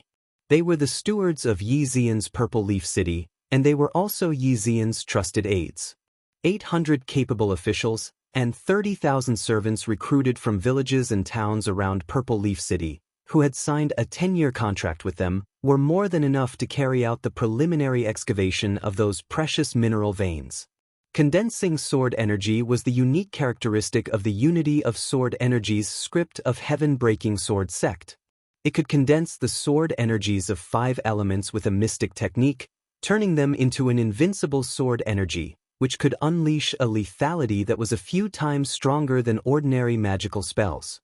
Apart from Nye Yaonu and Nye Baihong, Wu Qi was the only one who obtained the Unity of Sword Energies script through an exchange. But today, when he saw the scene in Yi Zidu's Dantian, he found that the sword energies surrounding his body were constantly transforming into the aggressive and razor-sharp sword energy of Gold Element. However, the amount of sword energy was very little, only a single thread. Apparently, he had just obtained the technique today. While smiling, Wu Qi and Lu Chengfeng toured around this huge underground cave abode. All of a sudden, the military intelligence medallion hanging on their waists began to vibrate rapidly. A sharp voice came out from the token. Senior He Qianxiu has discovered the field headquarters of Qin Army. It is under siege. It's located in the Great Dream Marsh, 7,800,000 kilometers southwest. Looking at the Jin Dan human immortals standing beside Nye Yaonu and Nye Baihong, Wu Qi could not help but click his tongue. 42 human immortals of Gold Core Realm, including the mother and son, made a total of 44 cultivators who were at or above Gold Core Realm. The Heaven-Splitting Swordsmanship sect only had 36 elders in the Gold Core Realm, and most of them were close to Yen Li, his trusted subordinates. Yao, Nye knew that the number of Jin human Qin they had there. Nye Yaonu waved her hand heroically and said in an indifferent tone, "Don't worry. Chengfeng has formed his Jin Dan, right? That means he should have made some achievements in the Tao of formations in the arts of heaven-patching formation. If we were to construct some illusory formations here that could conceal our aura, we would not be discovered by anyone unless we were extremely unlucky. Be it Da Qin or Great Yen, they are going to fight here, so how would they have the time to carefully investigate what is under the ground? On the contrary, this is a good opportunity for us to develop ourselves. Although it is a little dangerous, it is actually safer. At least, Great Yen will not have the mood to keep looking at us." Among those officials who were supervising the laborers, a middle-aged man, clad in a brocade robe and bearing an extraordinary demeanor, walked quickly towards them. Nye Yaonu pointed at the man, smiled and said to Wu Qi, "Look, this is Yi Zixing, the disciple whom Baihong secretly recruited 50 years ago. He is the son of a concubine from Yi clan of Tianfang Kingdom. 60 years ago, he was forced to leave his clan, leading 100,000 people to build a new city, and built the Purple Leaf City by the shore of the easternmost ocean. Today, the city has a population of over 1 million people." Nye Baihong introduced them to each other. Wu Qi gave Yi Zixing a deep look, smiled and greeted him, "Senior brother Yi, today is the first time we meet. Junior brother Wu Qi offers greetings. Stealthily, Wu Qi sent his divine will into Yi Zixing's body. Immediately he was struck by a thought. This Yi Zixing, who looked to be in his 40s, was actually a middle-stage human immortal of Jin Dan realm, and had already begun to form sword energy in his dantian. Yi Zixing walked quickly towards them, bowing respectfully to Nye Yaonu and Nye Baihong. All in all, with this secret mineral vein, the future of heaven-breaking sword sect would be very bright. As someone who was taught the unity of sword energy script, Yi Zixing was definitely the most trusted disciple of Nye Baihong and Nye Yaonu. Wu Qi ran his divine will through the rest of the 42 Jin Dan human immortals, and found out that only 3 to 5 of them had sword energy in their dantian. He memorized the faces of these people. Since these people were the loyal subordinates of Nye Yaonu and her son, they were the manpower that he, Wu Qi, could rely on. After a sudden ambush, the Qin army had vanished without a trace, and not a single Qin army was seen for more than half a month. On the other hand, Great Yen had decided to stay put to deal with the ever-changing situation and continued the construction of 270 outposts. In the future, each outpost would be guarded by several thousand soldiers, and each outpost would be equipped with a defensive mechanism that was as powerful as the city wall of Ji City. These outposts would become the biggest stumbling block for the Qin army on their way forward. Even the slight aura of vicissitudes in their eyes was very similar. Because of this, both Nye Yaonu and Nye Baihong were in high spirits. After looking at the servants who kept walking out from the teleportation formation for a while, the mother and son brought their trusted disciples and walked into the small valley in a mighty manner. Through a tunnel that had already been dug out, they entered the underground or vein. In just 3 to 5 years, with the energy stones produced from the mineral vein, Nye Yaonu and her son would be able to cultivate more trusted disciples, and gradually break away from the control of Great Yen Dynasty. Once Nye Yaonu's wings were fully grown, perhaps the current Grand Elder of Heaven-Breaking Sword Sect, Yen Li, would be in deep trouble. However, Yen Li had no relationship with Wu Qi and Lu Qingfeng. So, who would care about his life or death? Wu Qi and Lu Qingfeng exchanged a glance. Without hesitation, they reported to Nye Yaonu, then brought their men and returned to their official residence in Little Meng City. All the work was carried out by professionals. Meanwhile, Wu Qi and Lu Qingfeng, the official chief supervisor of Great Yen Dynasty's West Field headquarters, had sneaked out from their official residence together with a few trusted subordinates and came to the depth of Meng Mountains. A small teleportation formation was constantly shooting out a great number of servants. Nye Yaonu and Nye Baihong, together with 42 Jin Dan human immortals and several hundred Xiantian cultivators, were guarding in the surroundings, supervising these servants as they headed to a small valley in the vicinity.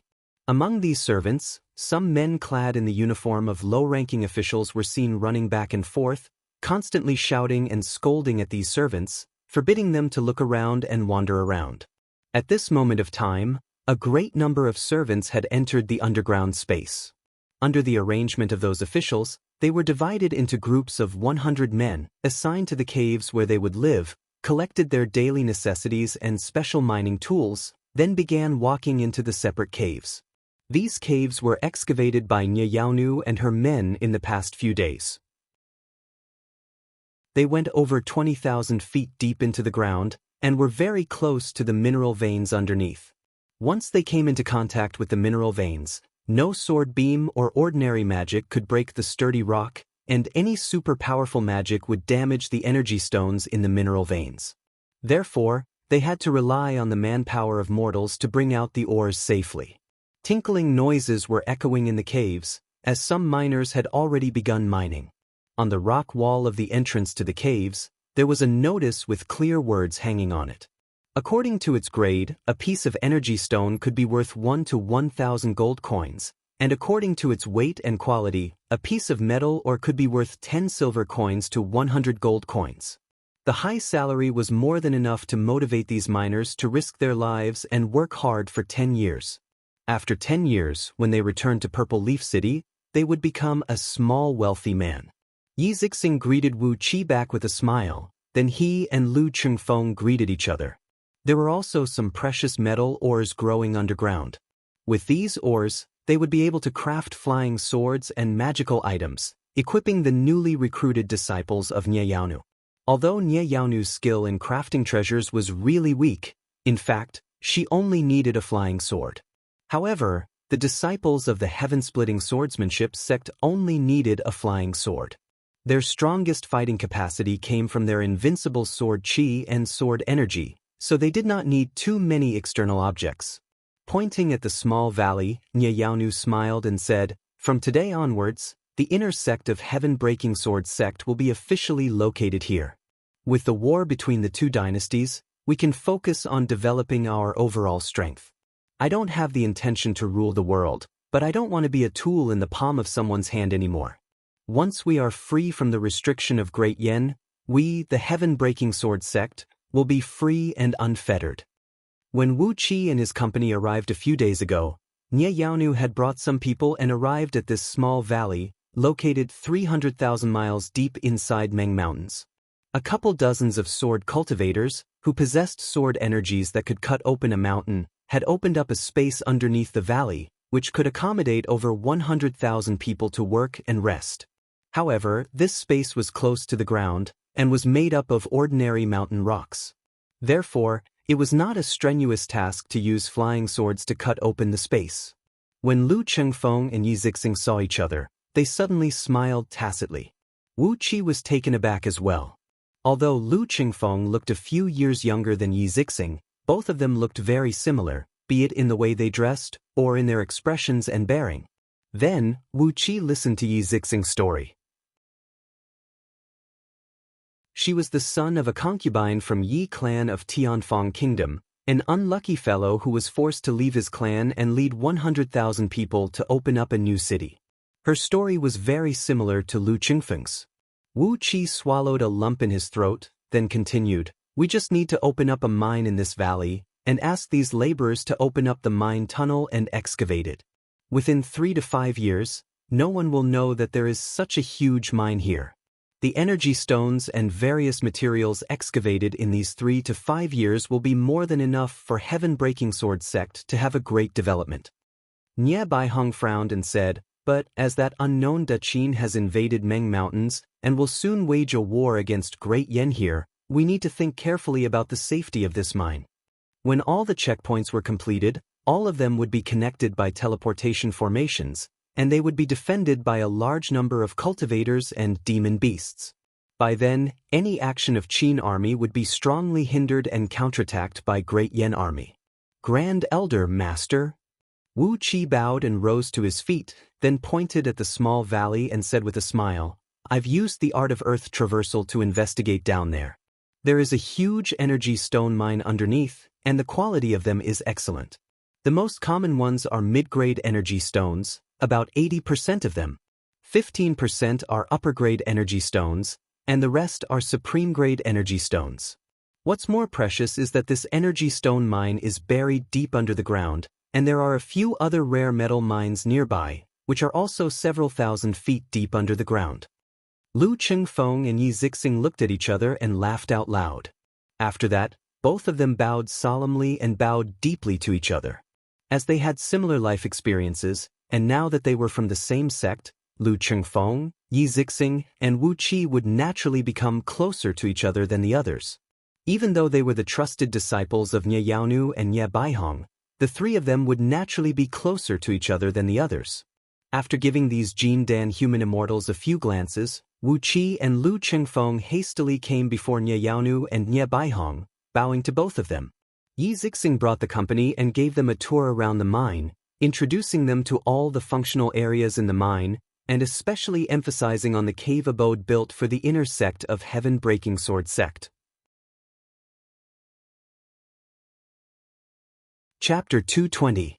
The official residence of West Field headquarter of Great Yen was located in the mayor mansion of Little Meng City. The mansion was divided into 2 halves from the middle. The west half belonged to Fan Yuqi, and it was the place where he worked out the military plans and mobilized the army. The east half belonged to Lu Chengfeng and Wu Qi, and it was the place where they handled the daily affairs, mobilized the reserve army, mobilized the military resources, and punished all kinds of people who violated the military law. Between the two mansions, the original main hall of the mayor mansion had now been expanded into a huge hall that could accommodate a gathering of over 1,000 people. The hall was densely covered with countless defensive formations, and a map of the eastern region of Meng Mountains, which was made using the 10,000 miles water mirror technique, was glinting with a dazzling light, hovering right in the center of the hall.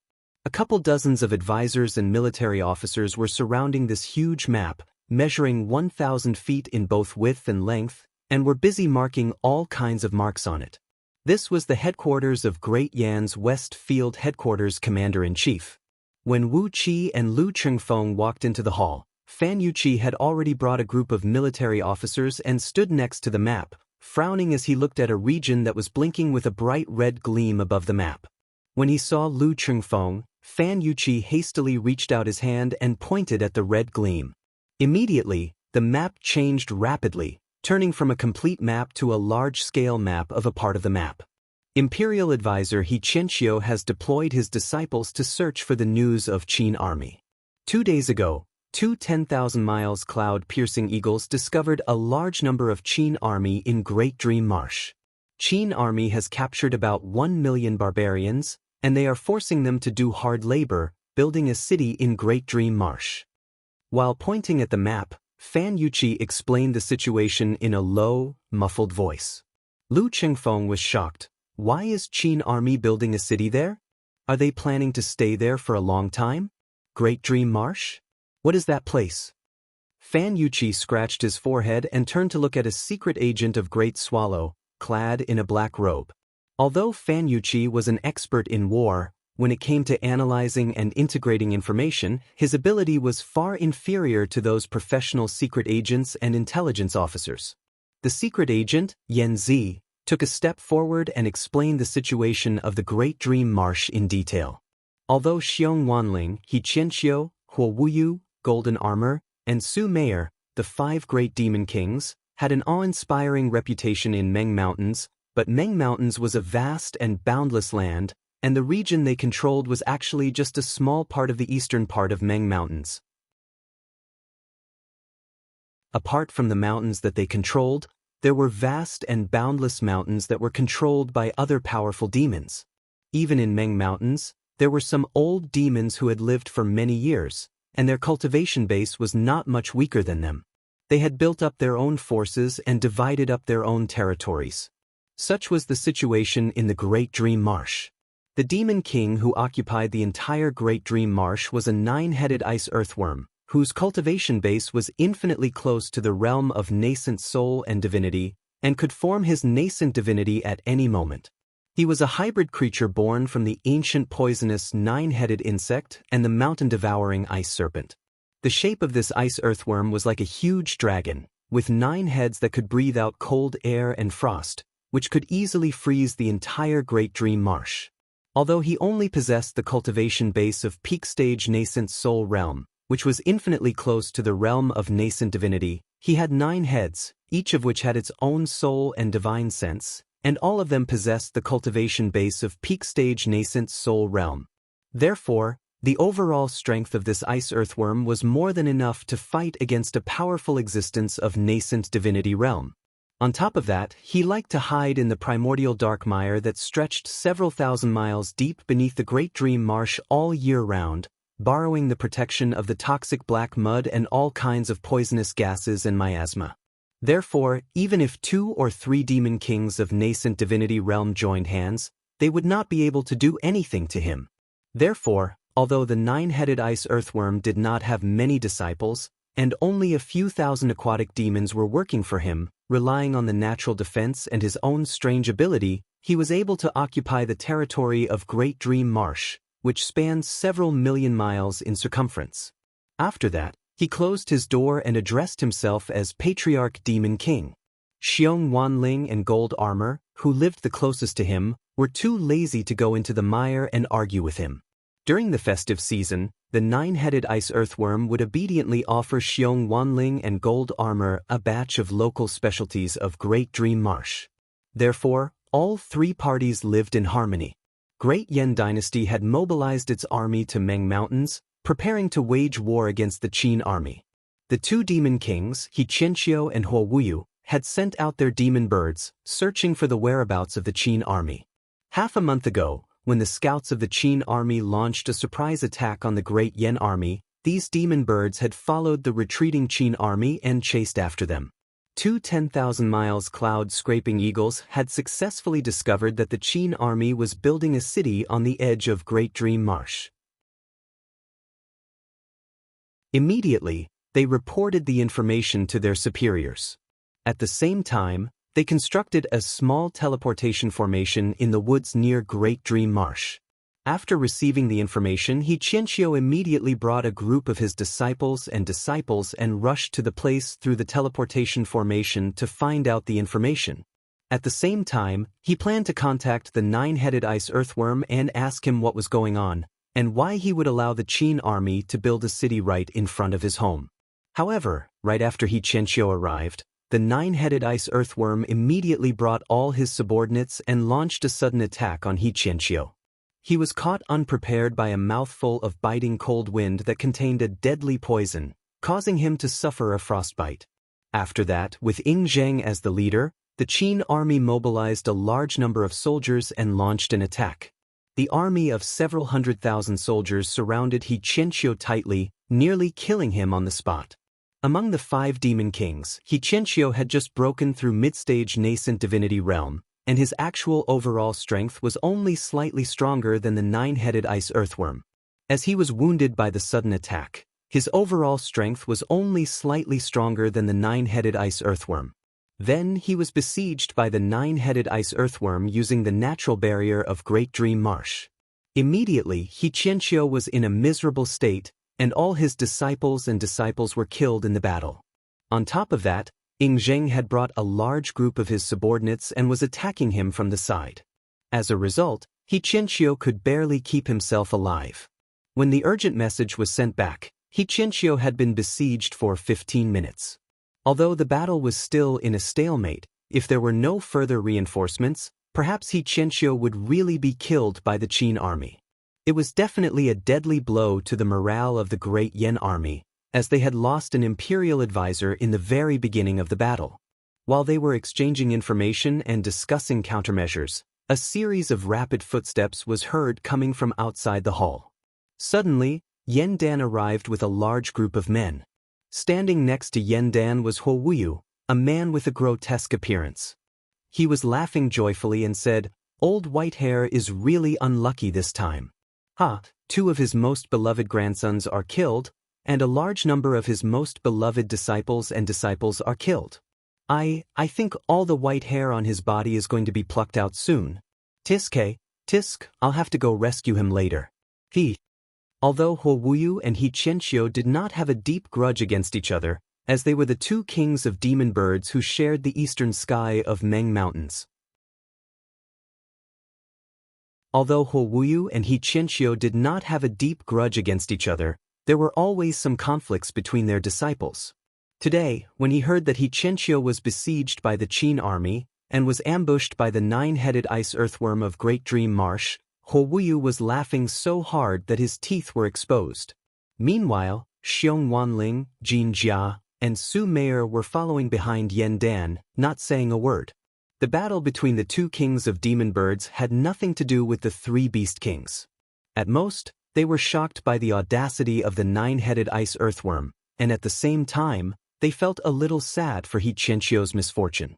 Yan Dan walked to the map with a gloomy expression. He glanced at the map of the Great Dream Marsh, which was flickering with a blinding red light, and said in a deep voice, "We can't let Imperial Advisor He die. We have to mobilize people to rescue him. Ying Zheng, are you forcing me to fight him now? Fine, I haven't seen him for many years." Wu Qi was taken aback. Could it be that Yan Dan was going to mobilize all the forces he had and fight Ying Zheng to determine the outcome of the battle? But when he gave it a second thought, he realized that was the case. No matter it was Yan Dan or Ying Zheng now, they were not the same Yan Dan and Ying Zheng in the past. The power they possessed was no longer the power of mortals in the mortal world, but the Tao, magic, and divine abilities that could topple the mountains and overturn the seas. Instead of doing what they did half a month ago, draining the national strength of both dynasties inch by inch, and turning a great number of ordinary soldiers into nothingness in the retaliation of cultivators, it was better to gather the power of high-end cultivators and settle the outcome of the battle in one fell swoop. As long as Ing Zheng was killed, Great Yen would obtain a strategic victory.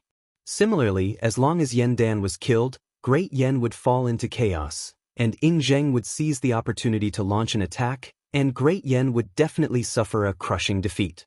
If the higher-ups could decide the direction of the war, it seemed like there was no need to throw a great number of soldiers and common people into the bottomless meat grinder that was the war of cultivators.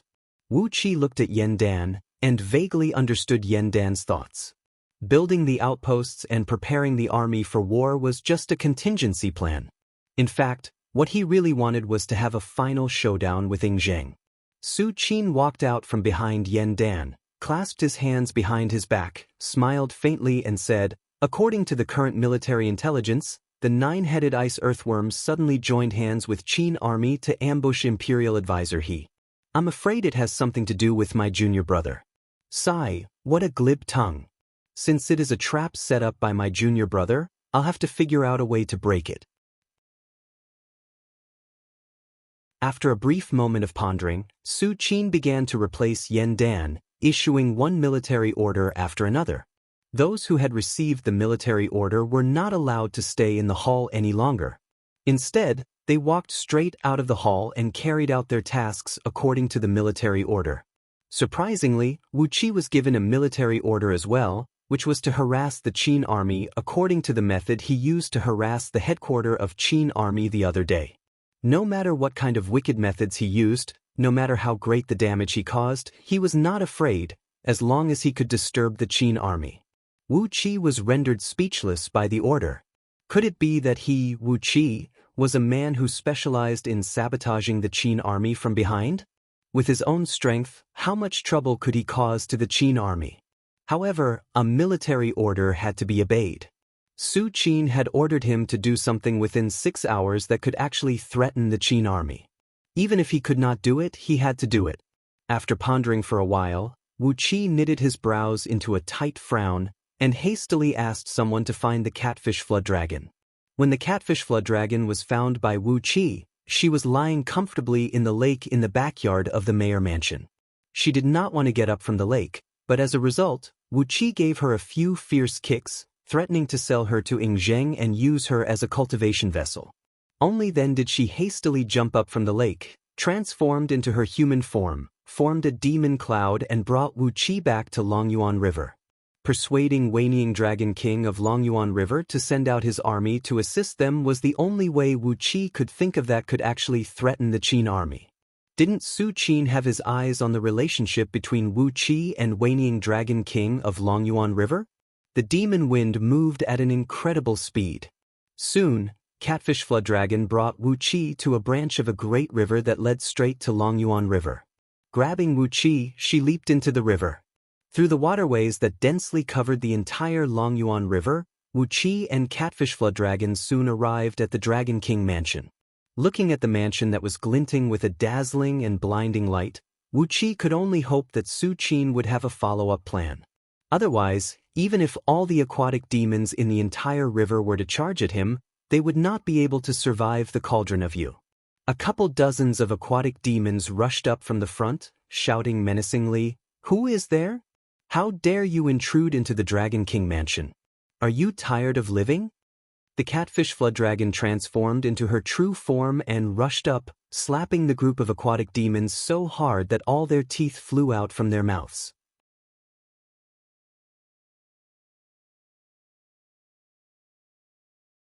Chapter 221. The middle reaches of Longyuan River was the widest area, with a width of nearly 3,000 miles, and a depth of nearly 1,000 miles. On Earth, this was the data of an ocean. Even though there was no wind blowing, the waves on the surface of the water rose several feet high. Countless whirlpools filled the water, and all kinds of aquatic demons could be seen floating amidst the watery mist from time to time. The Dragon King mansion of Longyuan River was located right under this water. Wu Qi followed the group of little demons who had their teeth knocked out and traveled for nearly an hour under the water, bypassing several dozens of natural defensive mechanisms, such as Yin thunders, whirlpools, cold air, sinkholes, and many others. Finally, he saw a small archway made of crystal in front of him. Chi-Chi and his 3,000 carp demons were dressed neatly in armors, marching in formation under the archway.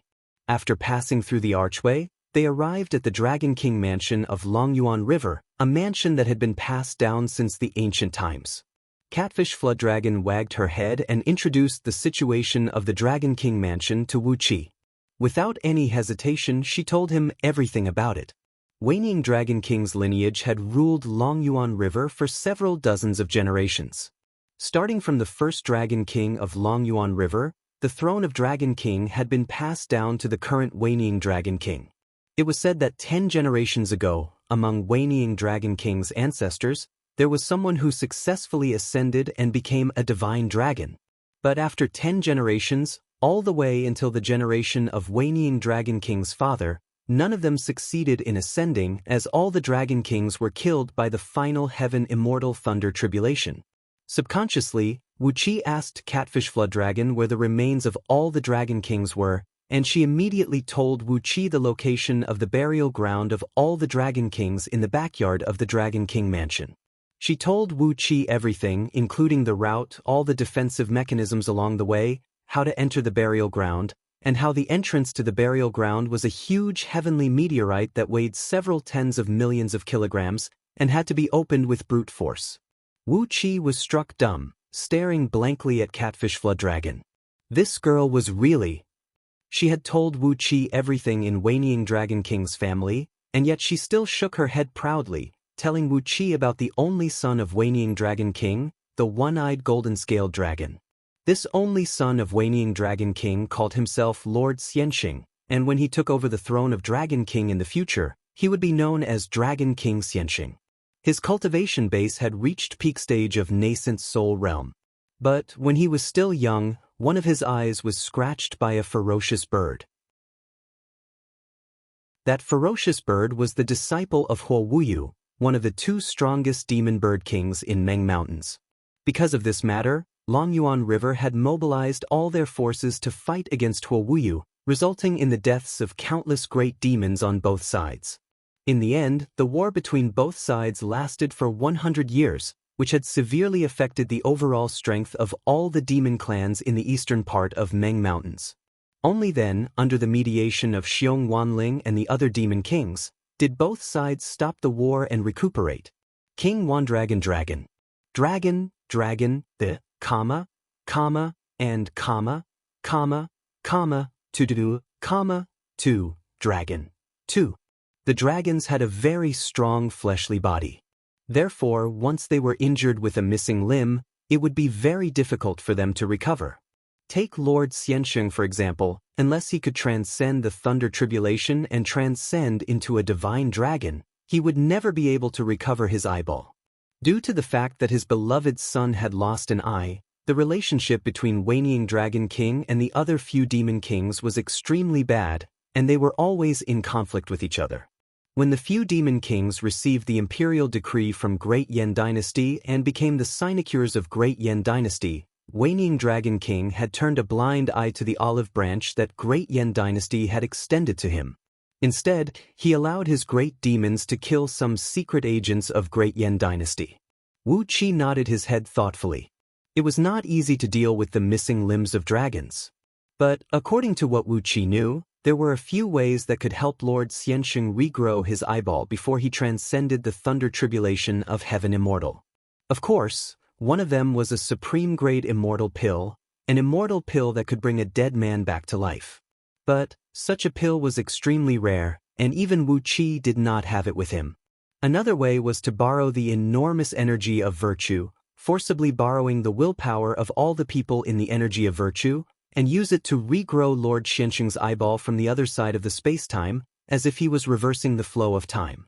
Such a method would consume a lot of energy of virtue, but coincidentally, Wu Qi had a precious treasure, the chariot of 8 horses, which had gathered an enormous amount of energy of virtue.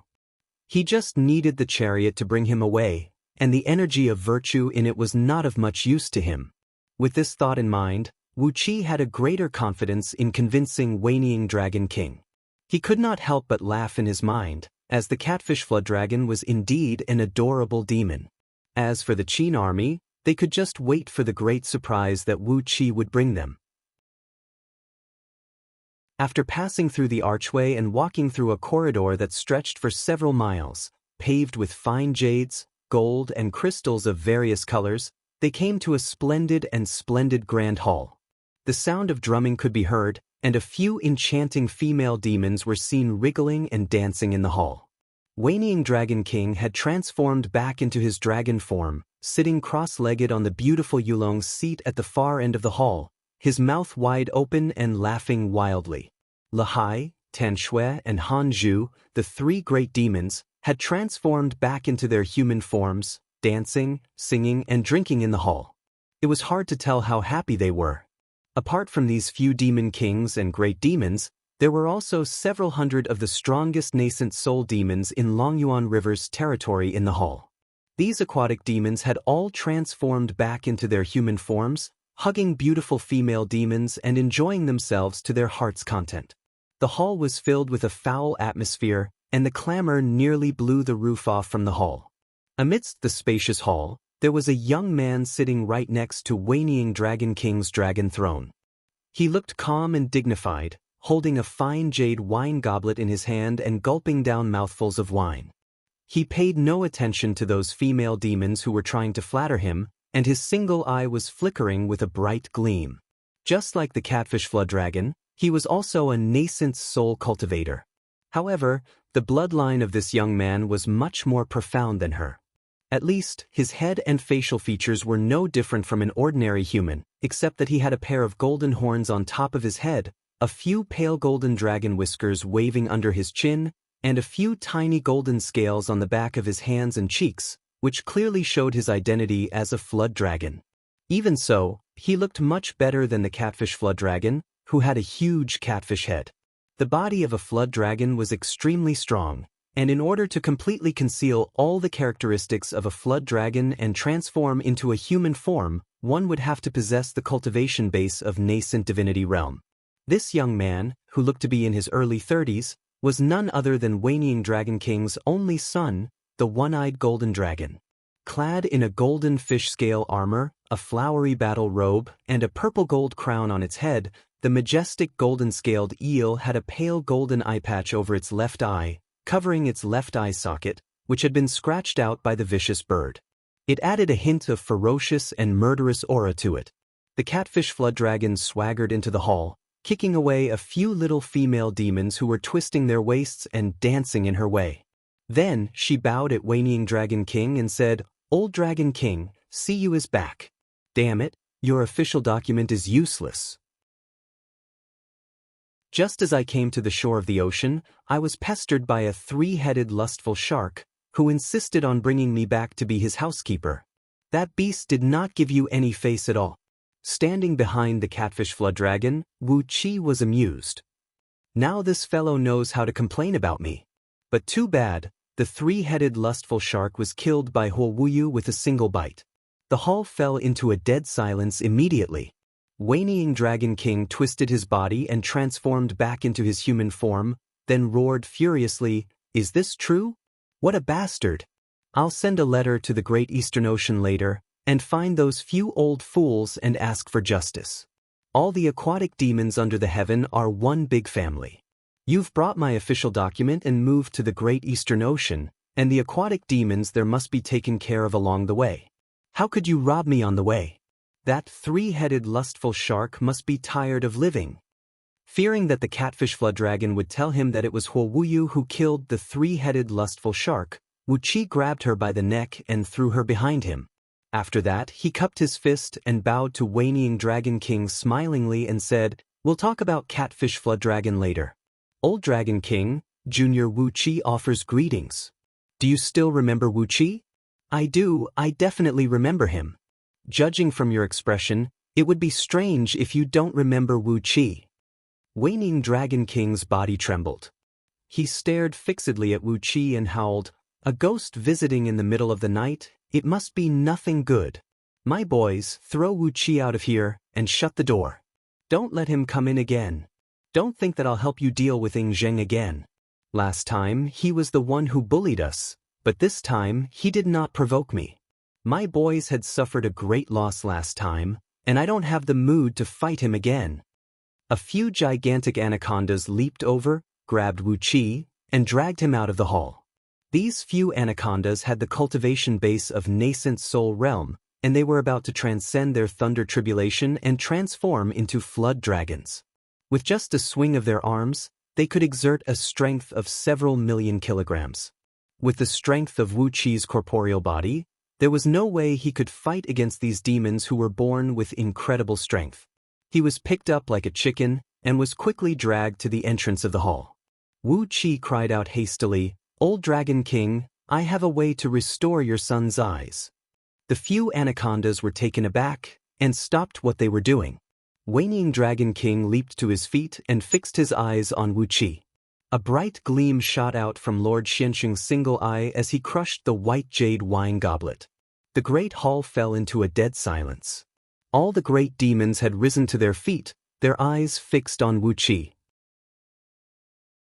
Clearing his throat, Waning Dragon King clasped his hands behind his back and walked slowly before Wu Qi. He nodded his head and said with a strange smile on his face, "Little guy, those who tease me will always be eaten by me. This K, although we have a little friendship and I won't really eat you, I don't mind chopping off your 5 limbs and making them into soup. It will greatly nourish my energy." 5 limbs? In his mind, Wu Qi cursed the old bastard who did not cultivate his cultivation. With a shake of his body, he broke away from the few anacondas, tilted his head up and said with a cold grin, "Since I dare to say such words, I naturally have my own confidence.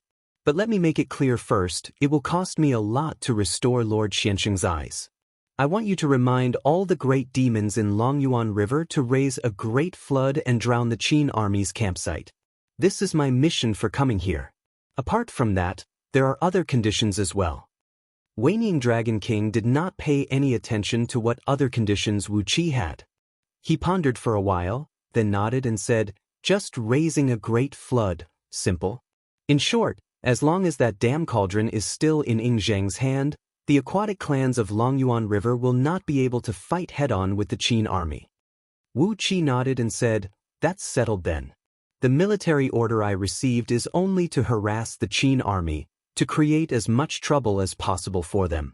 I'm not allowed to suppress the main force of the Qin army. I just need a great flood, a flood that can drown the entire Great Dream Marsh. It will be even better if the flood can be accompanied by some hailstones, lightning bolts, and thunderbolts." Lord Xianxing rose to his feet slowly and said with a deep voice, "It is an easy task. Hailstones, lightning bolts, and thunderbolts are the innate abilities of the Flood Dragon clan. I can use some venomous pythons and strange beasts, and I can even hide some deadly poisons in the flood. It will be more than enough to create a great trouble for the Qin army." Waning Dragon King twitched his lips and gave his only beloved son a fierce glare. "You are so young and inexperienced. Why didn't you ask for more conditions and just agreed to it?" Wu Qi chuckled, then turned to Waning Dragon King and said, "Since Lord Xianxing has said so, then it's settled. We'll heal Lord Xianxing's eye later, and after that, we'll raise the great flood immediately. But, like I said, it will cost too much to heal Lord Xianxing's eye, and I still want some other insignificant compensation." Waning Dragon King took a few steps back and covered Lord Xianxing's mouth, who was about to open his mouth. He stared at Wu Qi with vigilance and asked, "What compensation do you want? I'm very poor here, and I don't have any treasures for you to loot." Wu Qi laughed dryly and said, "Nothing much. Just give me about 8,000 to 10,000 of those scales left behind by the old Dragon King." All the aquatic demons in the Grand Hall, including Chi-Chi, gasped, while Waning Dragon King howled furiously.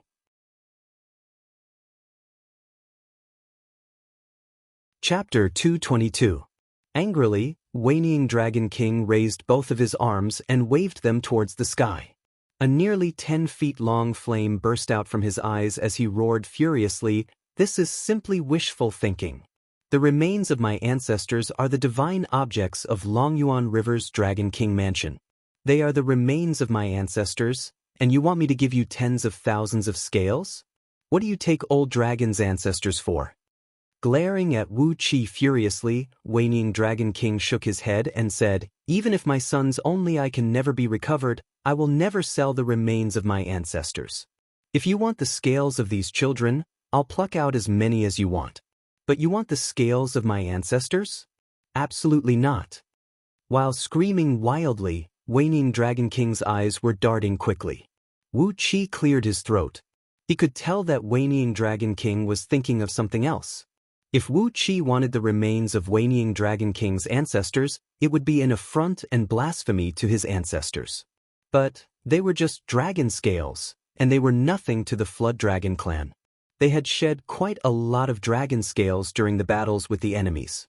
Dragon scales were consumables that could be reborn, and to dragons, they were just like a set of armor that they were born with. Although they were precious, they could not be considered as blasphemy to his ancestors.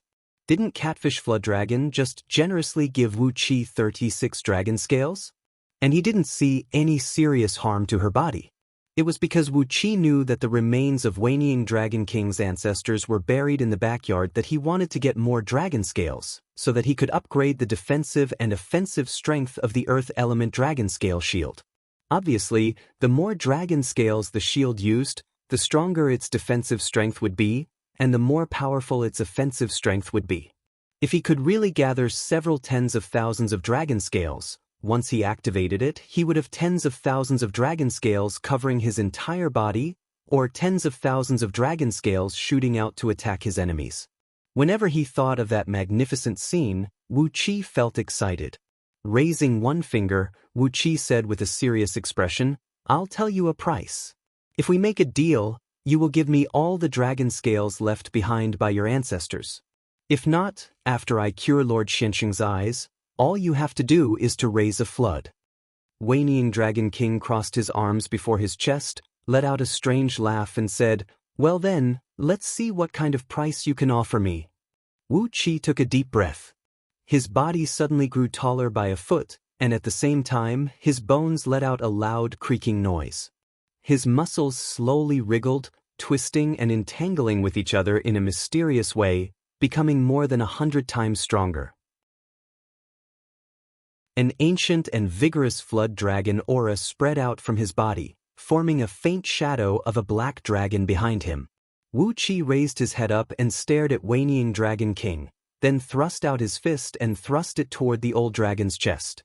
"Strange," cried Whinnying Dragon King, as he too thrust his right fist toward Wu Qi. A loud boom rang out as both fists collided with each other. Wu Qi was pushed several hundred feet back by the tremendous backlash, while Whinnying Dragon King's body swayed. His right arm trembled and he staggered 2 steps back. "You've refined the blood essence of dragon? No, even if you have refined 50,000 kilograms of blood essence, it is impossible for you to have such a pure divine strength of true dragon. You only have the cultivation base of Jin Dan, yet you can actually have the strength of over 5 million kilograms with just one arm? What cultivation technique of dragons are you cultivating?" Whinnying Dragon King's eyes shone brightly as he cried out, "You must be cultivating with the body-strengthening technique of dragons, and it is a much better cultivation technique than the one passed down by our ancestors in Longyuan River." Wu Qi did not answer, but sent his divine will into the black dragon spirit ring, letting the item's spirit poke half of its head out from within. The soul of the black dragon, whose body was hazy and nearly translucent, impatiently poked out from the surface of the ring. He glared at Whinnying Dragon King, sneered and said, "You are just a little loach with less than 30% of its bloodline. How can you call the body-strengthening technique of dragons the one passed down by you? You can only be considered as a great serpent who has obtained a tiny bit of the bloodline of the flood dragon. You are not even a flood dragon, so don't even think about comparing it with the real dragon transformation script." Whinnying Dragon King stared blankly at the soul of the black dragon.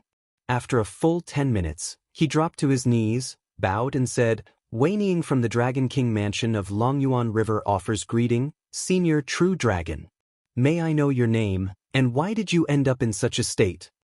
The soul of the black dragon stiffened, snorted coldly, and dashed back into the black dragon spirit ring, refusing to show his face again. Wu Qi looked at Wayneeing Dragon King with a smile on his face and said indifferently, "I don't care what his name is, he is just a thread of soul now. However, his true form is that of a true dragon of the celestial immortal realm. His cultivation base isn't that high, but his bloodline is incomparably pure. He is the descendant of a true primordial divine dragon. What he passed down to me is the dragon transformation script cultivated by a true primordial divine dragon." Shaking his head, Wu Qi breathed out a long sigh and said, "What a pity, what a pity. As a human body, I can only obtain 80% of the benefits from cultivating the dragon transformation script, and the most exquisite 20% is something that I can never obtain. But if a flood dragon who possesses the bloodline of dragons were to cultivate the dragon transformation script, it is said that the dragon transformation script can purify the bloodline of dragons, allowing a flood dragon to possess the body of a true dragon before he ascends to the immortal realm." From the corner of his eyes, Wu Qi looked at Wayneeing Dragon King, who slowly rose to his feet, his body trembling, and Lord Xianxing, who had his single eye glowing brightly and kept licking his lips, as well as the dozens of great demons from the family of flood dragons in the hall, who were so excited that they nearly cried out aloud. With an indifferent tone, Wu Qi said, "After spending several thousand years of painstaking effort to cultivate the body of a true dragon, the so-called heaven immortal thunder tribulation is just a joke. Thunder tribulation can kill and injure flood dragons, but for a true dragon who is born with the ability to control the power of thunder, it is nothing." Dragon transformation script. Wayneeing Dragon King said word by word, "In the inheritance of my bloodline, there is a name called dragon transformation script. It is a mystic technique that only those who possess the bloodline of dragons can inherit. It can purify the bloodline of dragons, form the dharma body of true dragon, and when cultivated to the highest realm, one can grow into an ancient divine dragon who can travel across the 9 heavens. I can't believe you are cultivating the dragon transformation script." With a deep voice, Wu Qi said, "I can teach the dragon transformation script to all the flood dragons in Longyuan River, but all of you must swear an oath that apart from the flood dragons in Longyuan River, no one else is allowed to know the dragon transformation script. Furthermore, I've only obtained a part of the cultivation technique. It will not be a problem for you to form the body of a true dragon, form the bloodline of a true dragon, transcend the thunder tribulation, and ascend to the immortal world. As for the following cultivation technique." Knocking on the black dragon spirit ring, Wu Qi spread his palms, smiled bitterly, and said, "You've seen it for yourself." He could barely form his soul. Many years ago, he was severely injured, and his soul was severely damaged by someone. As a result, a large part of his memory has been lost, and he can no longer remember the complete cultivation technique of the dragon transformation script. Shaking his head and sighing, Wu Qi continued with a serious expression, "But as long as you can form the body of a true dragon and ascend to the immortal world, you can find the patriarch of dragons in the future. With the bloodline of a true dragon, it will be very easy for you to obtain the complete inheritance of the dragon transformation script." After being tortured by Wu Qi using the divine flame of order, the black dragon's soul was severely damaged and nearly collapsed. Therefore, it had indeed suffered a severe injury. Wayneeing Dragon King had no idea that it was Wu Qi who had turned the black dragon's soul into this state. Looking at the nearly translucent black dragon's soul, he nodded his head in agreement. As a noble true dragon, if he was not severely wounded, how could he allow himself to be refined into an item spirit? It was reasonable that Wu Qi did not obtain the complete cultivation technique of the dragon transformation script. As long as he could form the body of a true dragon in the mortal world and purify the bloodline of dragons, nothing else mattered. Just like what Wu Qi said, as long as he could form the body of a true dragon in the mortal world, he would be able to transcend the heavenly tribulation smoothly. As long as he could find the patriarch of dragons after he ascended to the immortal world, with his pure bloodline of dragons, he would be able to obtain the inheritance of the dragon transformation script. Initially, Waning Dragon King did not have the confidence to transcend the final heaven immortal thunder tribulation. But, as long as he had the dragon transformation script, even if he had to use his prime blood essence to suppress the aura of dragon origin, he could still delay the heaven immortal thunder tribulation for several thousand years. Reaching out his right hand, Waning Dragon King nodded his head and said, "Young man, you win. I can't let you touch the dragon bones and skin left behind by my ancestors, but I can give you all the dragon scales. On top of that, all of us will swear an oath with our prime nascent divinity that apart from the flood dragons of Longyuan River, no one will be able to obtain the cultivation technique of the dragon transformation script. Also, everything that happened in the Grand Hall today will never be leaked out." A loud boom was heard coming from the spot where Waning Dragon King's heart was located. His heart was beating vigorously, like a high-powered water pump, sending a huge amount of blood to every part of his body. Even Wu Qi could hear his heartbeat, which proved that the old Dragon King was very excited, very excited. According to the Black Dragon Soul, although Waning Dragon King was a formidable flood dragon of peak stage nascent divinity realm, he only possessed 30% of flood dragon bloodline. He could not even be considered as a real flood dragon, let alone be compared with a real dragon. It was not hard to imagine that when comparing the body-strengthening technique of Longyuan River with the dragon transformation script that only a real dragon could cultivate, it was like comparing a piece of dog shit to a fine jade. With the dragon transformation script, the overall strength of the flood dragons of Longyuan River would definitely grow tremendously, and they would never have to worry about the heaven immortal thunder tribulation again in the future. Wu Qi reached out his hand and held Waning Dragon King's hand, smiled and said, "Old Dragon King, please go ahead and get the dragon scales first. I'll heal Lord Xianxing's eyes first, then I'll teach the dragon transformation script to you." Everyone better hurry up. I have a military order with me, which states that I have to start harassing the Qin army in 6 hours. It has been more than 2 hours now. Waning Dragon King hastily gave out the order, asking all the great demons in the Grand Hall to swear an oath. As for those little demons and female demons, not only did they have to swear an oath with their souls, Waning Dragon King had even used a mystic technique to erase all their memories. With that, it was truly a foolproof plan. After that, Waning Dragon King ordered someone to prepare a quiet room for Wu Qi, while he brought a few great demons and rushed to the backyard.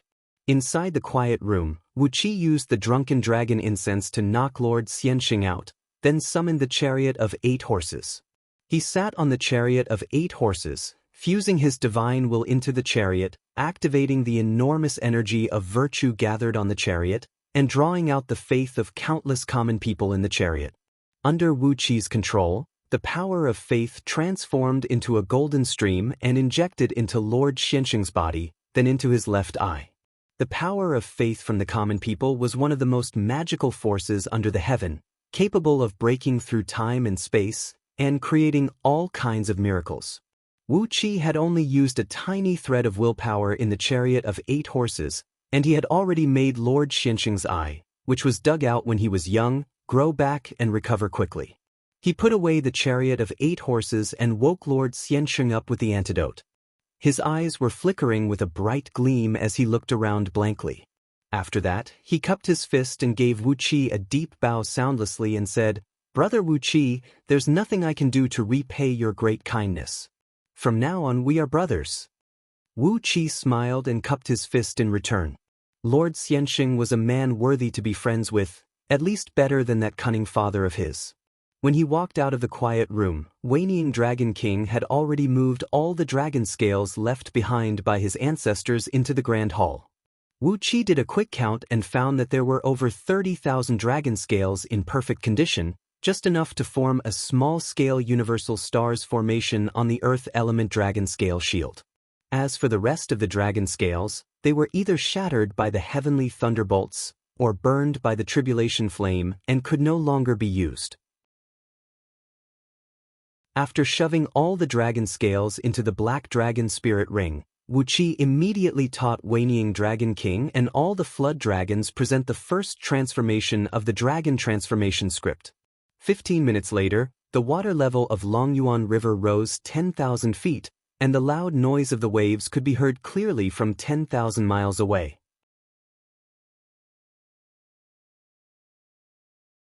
Chapter 223. Huge waves rolled and rocked, and water vapor soared high into the sky. Wuqi was riding on the back of a red-haired iron shell turtle, whose back was over 300 feet in circumference, and was rushing forward along with the waves. In Longyuan River, the overall strength of the aquatic demons had been greatly improved. Combined with the dragon essence water channel that was passed down from the ancient times, the mighty army of aquatic demons soon arrived at the Spirit Tapeworm River, which was the closest tributary to Great Dream Marsh. The Spirit Tapeworm River stretched for several tens of thousands of miles, and it was inhabited by only one frightening creature, the Spirit Tapeworm. It was a frightening parasite as thin as a hair, and its body length ranged from 3 inches to 300 miles. It lived as a parasite in the bodies of all kinds of powerful creatures, feeding on their blood essence.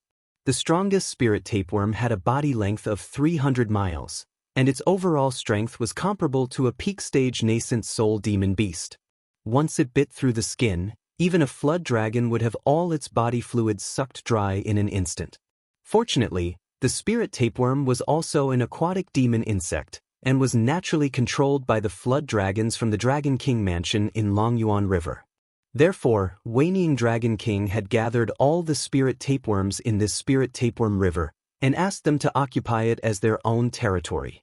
As for the other aquatic demons, including Lahai, Hanzhu, and Tanshui, none of them dared to take a stroll in the Spirit Tapeworm River, and the spirit tapeworms would never step out of the river. Once they left the river, they would be attacked by hundreds of millions of aquatic demons. The mighty river water rushed into the Spirit Tapeworm River, causing the water level of the less than 30 miles wide Spirit Tapeworm River to rise abruptly. Suddenly, on the surface of the White River, a large number of bizarre crimson creatures emerged, wriggling and wriggling. Sitting on the back of the red-haired iron-shelled turtle, Wuqi suddenly saw millions upon millions of spirit tapeworms on the surface of the river. He felt all the pores on his body suddenly tighten, and every single hair on his body stood up. An aura of desire for blood and energy essence that bordered on madness rose abruptly. Those spirit tapeworms, which were as tiny as hair and had varying body lengths, were emanating a greedy aura that could frighten anyone. Countless spirit tapeworms were rolling and rolling on the surface of the river. Suddenly, the surface of the Spirit Tapeworm River, which stretched for several tens of thousands of miles, was covered with a layer of several miles thick worms. No one could tell how many frightening vampires were hiding in this place. Even Wanying Dragon King, who was standing right next to Wuqi, had his body twitching violently. All the aquatic demons who had raised the great flood and rushed into the Spirit Tapeworm River had an unusual expression on their faces. They forced themselves to remain calm as they stared at the endless sea of spirit tapeworms in front of them. When it came to population size, if the spirit tapeworm claimed that their population was the second largest, none of the aquatic demon clans in Longyuan River would dare to claim that their population was the first. The number of spirit tapeworms in the entire Spirit Tapeworm River should be counted in the trillions. That did not include the number of spirit tapeworm eggs, which were hundreds of times smaller than the grains of sand, that were densely packed at the bottom of the river. Nearly 1,000 extremely fine red lines rose from the river. Wuqi scanned through these red lines with his divine will, and found that they were actually nearly 1,000 spirit tapeworms, who were emanating a faint aura of nascent soul realm. Their tribe was too big, so they had the most powerful warriors. Although the overall strength of these spirit tapeworms was the weakest among all the aquatic demons of the same realm, their frightening innate divine abilities and their enormous population had made them a frightening existence in the water system of Longyuan River. A spirit tapeworm with a body length of nearly 400 miles, with a tiny red cloud hovering above its head, and a fist-sized twisting human figure looming in the middle of the cloud, was slowly swimming toward them. A sharp voice came out from the mouth of the twisting human figure in the red cloud. Old Dragon King, Are you here as a guest in the Spirit Tapeworm River? Hee, what a coincidence. A few days ago, our children had just caught some blood and flesh from the Great Dream Marsh, and we were reluctant to enjoy it. Old Dragon King, you can join us for a feast. This was a spirit tapeworm who had broken through peak stage nascent soul realm and had formed a thread of nascent divinity. He was the current master of the Spirit Tapeworm River. His attitude toward Waning Dragon King was extremely respectful and submissive. Although the Spirit Tapeworm had a huge population and possessed frightening innate divine abilities, they were, after all, aquatic insects and were naturally restrained by flood dragons. If a flood dragon was possessed by a spirit tapeworm, it would have its blood essence sucked dry and die. However, a flood dragon only needed to let out a dragon roar to kill countless spirit tapeworms. Because of this natural restraint, these spirit tapeworms dared not show any neglect when facing Waning Dragon King. With a deep and powerful voice, Waning Dragon King said, "Old Tapeworm King, you don't have to be so courteous. The purpose of our visit today is to flood the Great Dream Marsh. Summon all the children in your clan, and today, I'll allow your Spirit Tapeworm clan to carry out a massacre in the Great Dream Marsh. All the demon beasts in the marsh that are not aquatic creatures of Longyuan River are free to be absorbed by you. That old fool Hichencio and his children are trapped in there. Just don't suck him dry." Old Tapeworm King let out a strange laugh and said, "Old Dragon King, are you looking for trouble with the ice earthworm? That's a great idea. I've been thinking about his blood essence day and night, and I've been thinking about him for several thousand years. Since Old Dragon King wants to touch him, that's the best news." With a shake of his body, a strange ripple suddenly spread across the entire Spirit Tapeworm River. Within the coverage of Wu Qi's divine will, countless spirit tapeworm eggs hatched at the same time from the few miles thick mud at the bottom of the river. God knew how many 3-inch long spirit tapeworms broke out of their shells at the same time, merging into the countless other spirit tapeworms on the surface of the river. The entire Spirit Tapeworm River abruptly took a crimson hue. Countless wiggling spirit tapeworms gave the illusion that this river was a living creature. Wu Qi had goosebumps all over his body. Standing next to him, the catfish flood dragon was shivering uncontrollably as she summoned a large sheet of water to wrap her body up, isolating her body from the outside world. Although she knew these spirit tapeworms were aquatic demon insects, and the restrictive spell of water ripples had no effect on them, she still felt that she would feel much better with an additional layer of isolation. All the other big and great demons were feeling uneasy as well. One after another, they unleashed a magical spell to isolate their body from the outside world. The Spirit Tapeworm River was not a pleasant place to look at. As more and more spirit tapeworms broke out of their shells, the greedy and bloodthirsty aura in the surroundings grew denser and denser. Dragon scales had even emerged on Waning Dragon King's skin. Obviously, he could no longer endure the visual impact brought by the frightening spirit tapeworms. Taking a deep breath, Waning Dragon King summoned out the 2 large hammers he always carried with him. With a casual swing of his hand, the vast and mighty white water from Longyuan River rolled out and rushed into the Spirit Tapeworm River. The old Tapeworm King let out a joyful cry, and countless spirit tapeworms in the river began twisting their bodies at the same time, cooperating with Waning Dragon King in stirring up the waves. A loud rumble echoed out, as the water level of the Spirit Tapeworm River rose to nearly 100,000 feet high. The vast white water flooded countless mountains and rushed out of the river channel. Pushed by countless aquatic demon beasts and demon insects, it raised countless gigantic waves that stood several miles tall, thrusting towards the Great Dream Marsh, which was located several hundred miles away. The Great Dream Marsh was an ancient marsh that measured approximately 100,000 miles in circumference, surrounded by mountains. Countless years of accumulated mud and fallen flowers and grasses, coupled with the nourishment from the poisonous gases that sprayed out from the Earth's core from a few caves that were filled with murderous energy, the mud in the Great Dream Marsh had reached a thickness of several thousand miles. On top of the mud, even a feather would be sucked into the ground in an instant. Even if a heaven immortal accidentally stumbled into this place, His immortal body would be contaminated by the frightening poisonous gases and filthy energies contained in the mud, causing him to perish. Over the countless years, the frightening Great Dream Marsh had devoured countless formidable demon beasts. In the entire Meng Mountains, only the Lord of Great Dream Marsh, nine-headed ice earthworm, and a group of demon beasts with strange shapes who were born and bred in this marshland could travel freely and live in this frightening marshland. Not only was there a bottomless mud in the Great Dream Marsh, there were also several dozens of small islands on which people could walk and live.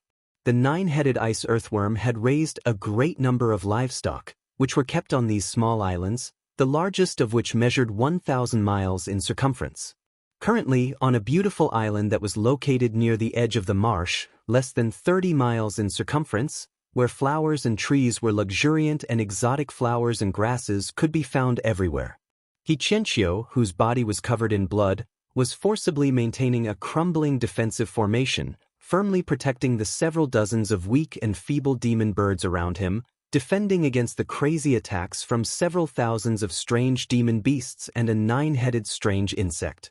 The nine-headed strange insect had a body that measured approximately 10 miles in length. The lower half of its body looked like an ordinary earthworm, but the upper half of its body had 9 branches, growing into 9 huge bodies, each several miles long. There were no eyes or facial features on these 9 parts of the body. There was only a large, round mouth with a diameter of dozens of feet. When the mouth was opened, it was densely packed with layers of sharp, pitch-black teeth that looked like the teeth of a shark. This strange insect, which had a pitch-black body and was shrouded in a layer of crystal-blue cold air, was the owner of the Great Dream Marsh, the nine-headed ice earthworm. At the moment, the ice earthworm was crazily spraying out large sheets of icy wind and snowflakes, attacking the defensive formation that Hiqianqiu was maintaining, which measured less than 3,000 feet in circumference. Countless snowflakes the size of a water tank spun at high speed and brutally slashed on the defensive formation that was emitting a faint white gleam, causing sparks to fly and splatter in all directions. The thin defensive formation suffered a tremendous impact and was about to shatter at any moment. Hiqianqiu let out a sharp and unpleasant cry as he kept coughing out mouthful after mouthful of pale golden blood essence, not hesitating to consume his prime energy to maintain the defensive formation. The several dozens of demon birds around him kept howling, asking Hiqianqiu to abandon them and leave on his own. However, Hiqianqiu pretended he did not hear the cries of these demon birds, and kept maintaining the defensive formation. The nine-headed ice earthworm kept twisting its huge body as if it had gone mad, laughing wildly and saying, "Big white bird, old white feather, no one here can stop you if you want to leave. Why are you protecting your disciples and grand-disciples? We are demon cultivators. We are demon cultivators. Why are you still talking about benevolence, righteousness, and morality? Are you fucking out of your mind? Don't get in touch with those humans outside the mountain if you have nothing to do. Look at what they have taught you." The ice earthworm mocked loudly, "As long as you can escape, you can have as many disciples and grand-disciples as you want. Why are you protecting them at the expense of your own life? Even if you can escape, there are still millions upon millions of disciples and grand-disciples waiting for you in your cave abode. For these several dozens of feathered animals, you are willing to sacrifice yourself? Why do you have to do this? Why do you have to do this? Just run away. I can never catch up with you anyway." Hiqianqiu rolled his eyes and coughed out another mouthful of blood essence, strengthening the defensive formation around him. However, he did not say a word. Near the small island, nearly 200,000 soldiers of Qin army were seen standing on wing-shaped magical items, hovering in midair, forming a formation that emanated a murderous aura and completely surrounding the entire island. Within the formation, Zhang Yi, Li Si, Li Xan, Bai Qi, Wang Jian, Wang Ben, Wang Li, and many other important ministers of Qin army whom Wu Qi had met before were gathered here with their magical treasures and magical items in their hands. High up in the sky, a pitch-black dragon chariot was seen being pulled by 9 dragon horses, hovering behind a dark cloud. Ying Zheng was sitting on the chariot, looking thoughtfully at Hiqianqiu, who was struggling with all his might. "Yan Dan, your imperial advisor is trapped here. Will you come and rescue him?" I'm really looking forward to it. A lacquer chest was placed neatly on Ingzhang's lap. He gently stroked the chest, then suddenly breathed out a deep sigh. Following the sigh of Ingzhang, a great flood of over 100,000 feet tall suddenly burst out from the peaks of the lofty mountains surrounding the great dreamy marsh. Almost at the same time, a vast expanse of white water burst out from all directions. Amidst deafening rumbling noises, an enormous amount of white water poured down from the lofty mountains, rolling up white water vapor that towered into the sky and rushing into the pitch-black great dreamy marsh.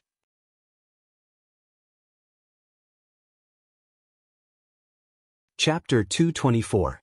Amidst the torrent, countless spirit tapeworms hugged each other and formed into numerous red meatballs, each measuring about 1 mile in diameter, rolling and plunging into Great Dream Marsh. To other living beings, the mud and dirty water in Great Dream Marsh was extremely poisonous and unpleasant. Once touched by it, even their bones and flesh would be completely digested. But these spirit tapeworms were even more vicious and ferocious. Not only did the poisonous swamp of Great Dream Marsh fail to kill them, it actually made them even more ferocious. A great amount of deadly poison was sucked into their bodies. Abruptly, their crimson bodies turned pitch black, while dense poisonous gases kept bursting out from their mouthparts. Together with countless meatballs, the torrent plunged into Great Dream Marsh. Driven by millions upon millions of aquatic creatures, it quickly arrived at the small island where Qianqiu was trapped. Countless wiggling meatballs soared up into the sky, then suddenly split apart, transforming into countless twisting spirit tapeworms that leaped towards the Qin soldiers who had formed into a formation in the sky. These pitiful Qin soldiers, whose cultivation base ranged from Xiantian realm to Hotian realm, did not even have the time to activate their armors and unleash defensive mechanisms to protect themselves before the countless spirit tapeworms pounced onto their bodies. Each of these Qin soldiers was possessed by approximately 100,000 tiny, wiggling, and extremely long spirit tapeworms. It was as if their bodies were suddenly covered with long, black, and red hairs. Miserable howls kept ringing out, as the blood essence of these Qin soldiers was quickly sucked dry by these spirit tapeworms. In just a few seconds, several tens of thousands of Qin soldiers were turned into mummified corpses, their shriveled bodies falling down from the sky and falling into the great waves that rolled past them. The torrent came too fast and too sudden. Before the Qin army could change their formation, it was already breached by the torrent and countless spirit tapeworms. In many places, the waves raised by the nascent soul stage aquatic demons smashed down like heavy mountains. Like a walnut under a hammer, the Qin army's formation was smashed into pieces by the waves that were a few times stronger than steel. The formation was shattered, and the Qin soldiers who formed the formation were thrown into the torrent with their bodies broken. Countless spirit tapeworms plunged into the torrent, sucking up all the blood that sprayed out from the bodies of the Qin soldiers. The huge waves surged down from the peak of the mountain. Originally, they were already as powerful as a thunderbolt, and with the addition of a large number of powerful demonic beasts, who were using their demonic techniques to increase the power of the waves, the power of the huge waves was even more frightening. The formation of Qin army was shattered in an instant. Over 200,000 Qin soldiers were either killed or wounded. A few of them who managed to escape from the flood were quickly entangled by countless spirit tapeworms, having their blood essence, energy, and spirit completely sucked away. Zhang Yi and his companions were caught unprepared by the sudden flood. He let out a furious roar, and suddenly, black spirit light burst out from his body, causing a small half of the Great Dream Marsh to tremble. An immeasurable amount of dark mist soared up into the sky from under the ground and fused into Zhang Yi's body, transforming into a vast and boundless magnetic force that was as vast as the ocean. Following Zhang Yi's will, it condensed into a large net and spread out in all directions. Tens of miles in diameter meatballs were caught by the giant net made from magnetic force. Zhang Yi gritted his teeth and pushed the invisible magnetic force inwards. The magnetic forces rubbed against each other and generated a great amount of dark thunderbolts, transforming into countless enormous thunderbolts that darted out in all directions. The tens of meatballs that were surrounded by the magnetic force were instantly shattered by the thunderbolts, while countless spirit tapeworms were turned into nothingness by the thunderbolts. Jarring hissing noises rang out from all directions as several hundred long and thin spirit tapeworms soared up into the sky, thrusting towards Zhang Yi like agile snakes. When these experts of the spirit tapeworm clan saw that countless of their offsprings were killed by Zhang Yi, they flew into a great rage and attacked together. Zhang Yi sneered disdainfully, then waved his hand and made a gesture in the air. Immediately, countless flying swords condensed from magnetic forces took shape out of thin air, thrusting towards those spirit tapeworms while producing jarring noises. Shrill and miserable howls kept echoing out. The flying swords condensed from magnetic force were shapeless and immaterial, extremely heavy and extremely sharp. Countless sword beams flashed, and immediately, a couple dozens of Demon Core Realm and 3 nascent Soul Realm spirit tapeworms were chopped into countless pieces by Zhang. That was when the fearsomeness of the spirit tapeworms was revealed. When these severed spirit tapeworms fell into the floodwater, nourished by the blood essence that gushed out from the bodies of the Qin soldiers, each severed limb quickly grew into a new spirit tapeworm. According to the ratio of the length of their bodies, they now shared all the cultivation base of the original spirit tapeworm. One of them, an early-stage nascent soul spirit tapeworm, was chopped into 18 pieces, and the 18 newborn spirit tapeworms shared all the cultivation base of the original spirit tapeworm. Each of them became a newborn spirit tapeworm that possessed the cultivation base of peak-stage Jin Dan realm. Amidst sharp hissing noises, they plunged into the floodwater. After that, 18 tiny mouthparts poked out from the floodwater, opening their mouths and spraying out black poisonous gases that were as sharp as needles and as fast as lightning. All the poisonous gases were extracted from the mud and dirty water of Great Dream Marsh by these spirit tapeworms. They were extremely poisonous and filthy. If any cultivator were to come into contact with them, not only his fleshly body, even his soul and nascent divinity would suffer a severe injury. Zhang Yi was struck with great terror. He immediately sprayed out 3 large flags that glinted brightly around his body, shielding him as he cried out with a stern voice, "Everyone be careful. We can't just chop these bugs into pieces, we have to use thunder magic to blast them into pieces, only then can we truly kill them." Baiqi, whose cultivation base had dropped to mid-stage nascent soul realm because he had forcibly activated the bugle of Ing Dragon, gave a cold snort, casually pulled out his sword and swung it into the air. "You mere bugs, how dare you fight against me, the iron armor of Daqin? Come to me now!" He cried out with a stern voice. A raging, murderous aura burst out from his body. All the spirit tapeworms within an area of 100 miles around Baiqi suddenly turned stiff. All their life force was completely stripped away, turning into bloody murderous aura that soared high up into the sky and fused into Baiqi's body. Then he let out a long cry, as the aura around Baiqi suddenly grew stronger. Vaguely, he was showing a sign of breaking through mid-stage nascent soul realm and returning to late-stage nascent soul realm. He kept swinging the sword in his hand, sending out streams of murderous aura that were filled with a deathly aura. Wherever it passed, all the spirit tapeworms within an area of 100 miles would have their life force sucked dry, turning into murderous aura and returning to Baiqi's body. The more Baiqi killed, the more vigorous the aura in his body became. His energy was surging like a great river, and gradually, deafening battle cries were heard coming out from every single pore on his body. Alone, Baiqi was able to suppress all the spirit tapeworms, forcing them to dive into the water and attack the several thousand demon beasts led by Ice Earthworm. However, apart from Baiqi, none of the other people, including Li Si, Zhang Yi, and the others, could inflict any effective damage on these spirit tapeworms, especially Li Xian.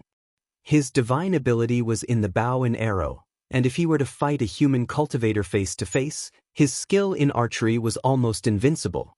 However, when faced with an endless number of spirit tapeworms, even though he had shot out all his backup arrows, he could not kill even a few of them. Left with no other choice, they could only randomly unleash their divine ability and kill a batch of spirit tapeworms. After that, Li Si, Zhang Yi, and the others stepped onto clouds and flew back to Ing Zheng's chariot. Jing stared thoughtfully at the vast ocean down below, then shook his head and said, "This is strange. Yandan's army is nowhere to be seen. Why is it the same demon dragon as last time? Su Fu, do you have the confidence to drive the cauldron of you again?" Su Fu bowed solemnly and said helplessly, "Your Majesty, we do not have the divine ability or dermic power to drive the cauldron of you.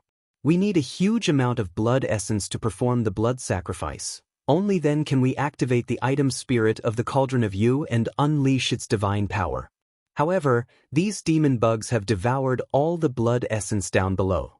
Although I want to perform the blood sacrifice, there is nothing I can do." Jing frowned and snorted discontentedly.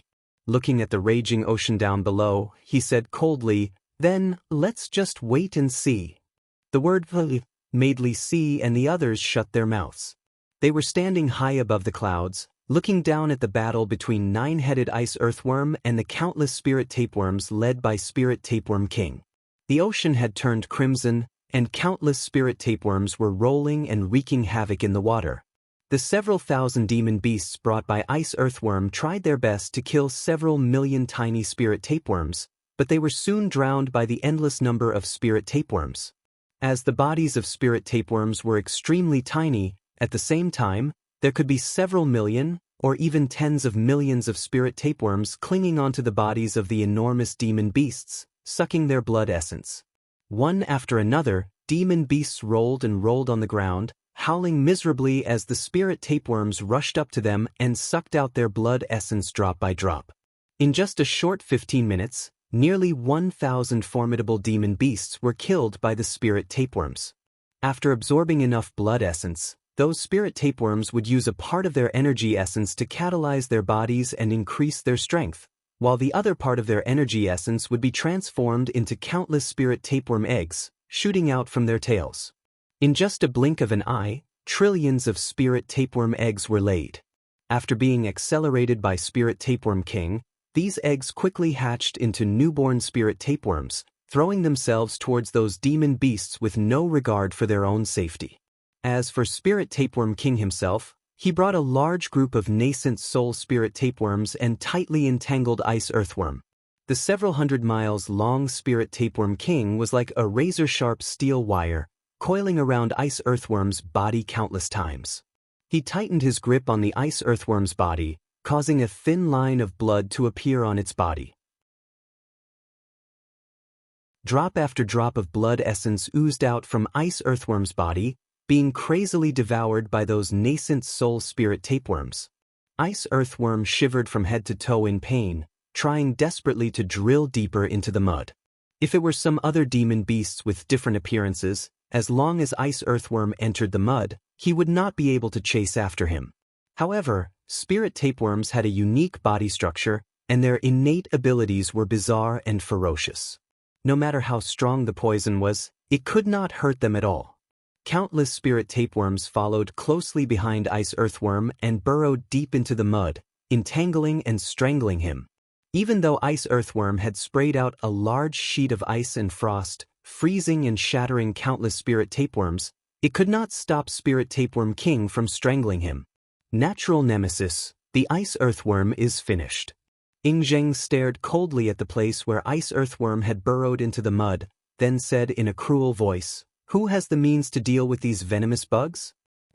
We can't use the cauldron of you, but what about the bone of Dragon?" Li Si frowned, then said hesitantly, "Your Majesty, although these venomous bugs came along with the great waves, I don't think they are aquatic demons. I'm afraid the bone of Dragon can't do anything to them." While Zheng and his company were hesitating, the great waves had swept across Great Dream Marsh, rushing towards the city built by Qin Army on the shore of Great Dream Marsh. The city built by Qin Army measured about 100 miles in circumference and had a city wall that stood 300 feet tall. It was fully constructed and was engraved with countless primordial runes and restrictive spells. At this moment, no one knew who was in charge of the defense in the city. As nearly 10,000 practitioners soared into the sky, deep and muffled chanting of spells could be heard coming from the top of the city wall. The city wall began to glow brightly, transforming into a thick layer of light screen that enveloped the entire city.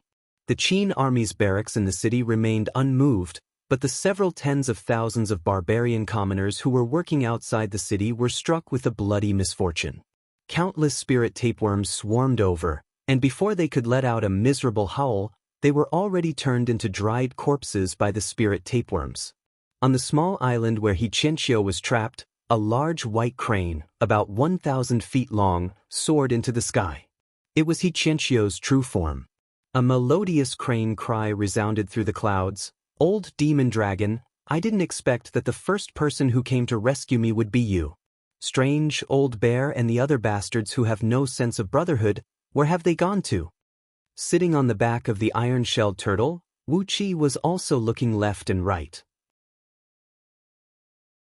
Suddenly, he broke out into curses furiously. "That old fool Su Qin. He sent me to be the first one to disturb the Qin army. Now that I've broken through their formation, where are the others? Where are the others? Is he messing with me?" High up in the sky, Zheng suddenly saw Wu Qi. Instantly, a wave of anger rushed up to his head.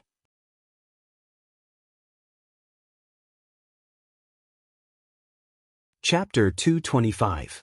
High up in the sky, Zheng glared fiercely at Wu Qi with his eagle eyes. The intense gaze made Wu Qi tremble with fear, and he quickly hid behind Weining Dragon King's back. When Weining Dragon King saw that Qianxiu had escaped successfully, he immediately recalled the military order given to Wu Qi, which only asked him to harass the Qin army. Harass the Qin army? Do I have to risk my life to fight them? Weining Dragon King was an old and cunning man. When he saw Qianxiu fleeing with a group of severely wounded disciples and grand-disciples, he immediately let out a loud dragon roar that shook the sky. "People of Longyuan River, retreat, retreat. My boys, retreat now. The bone of Dragon King is very powerful, and we can't fight them head-on. Retreat, retreat. Whoever stays at the back, don't blame us if you die." The floodwater, which was still wreaking havoc in all directions just a moment ago, rolled back with a loud splash, then fled in a panic together with countless aquatic demons. They came fast, and they fled even faster. Even the spirit tapeworm king, who was fighting the nine-headed ice earthworm in the mud a moment ago, had brought a large number of his clan members and sprung up from the mud, following closely behind the floodwater and retreating towards the spirit tapeworm river. Countless spirit tapeworms had dyed the floodwater crimson, making it look like a pool of blood. Zheng cried out sternly, "Wu Qi, you've ruined my plan again. Now die." Then he performed an incantation gesture with both hands. Suddenly, the shadows of 8 flood dragons and 1 serpent behind Zheng's back swayed, and a pitch-black seal emerged out of thin air. He casually pointed his finger at Wu Qi, and the black seal immediately transformed into a shadow of a dragon while piercing through the air with a deep, muffled noise, thrusting towards Wu Qi's back. Wu Qi felt a fierce wind smashing at his back. Without hesitation, he activated the mid-grade magical treasure-grade defensive armor, the water dragon armor, given to him by Jing Ku. A long cry towered into the sky, as a crystal blue full-body armor emerged on Wu Qi's body. 3 water dragons, each as thick as a fist, wheeled rapidly around him, unleashing a large sheet of crystal blue energy that protected Wu Qi. Swish! The seal smashed the 3 water dragons into pieces, then smashed brutally onto Wu Qi's back. The mid-grade magical treasure, water dragon armor, did not have any defensive strength, and was instantly turned into nothingness by the seal unleashed by Zheng. Wu Qi felt a sharp pain coming from his back, as a wave of energy that came with an eerie aura of destruction, yet at the same time overbearing, penetrated through the water dragon armor and was about to hit him. He had only been cultivating the dragon transformation script for a few days. Even though his physical body had been greatly enhanced, there was no way he could withstand such a terrifying attack. "Zheng, I didn't peek at your wife bathing. Why do you hate me so much?" Wu Qi let out an angry roar as he waved his left hand behind him. 36 golden dragon scales rose into the air and shielded his back along with a thick layer of earthy yellow mist. The black seal smashed through the water dragon armor and smashed brutally onto the yellow mist, knocking Wu Qi several tens of miles away and slamming into a small hill. A mouthful of blood sprayed out from his mouth. Wu Qi felt as if all the bones in his body were broken, and he could no longer control them.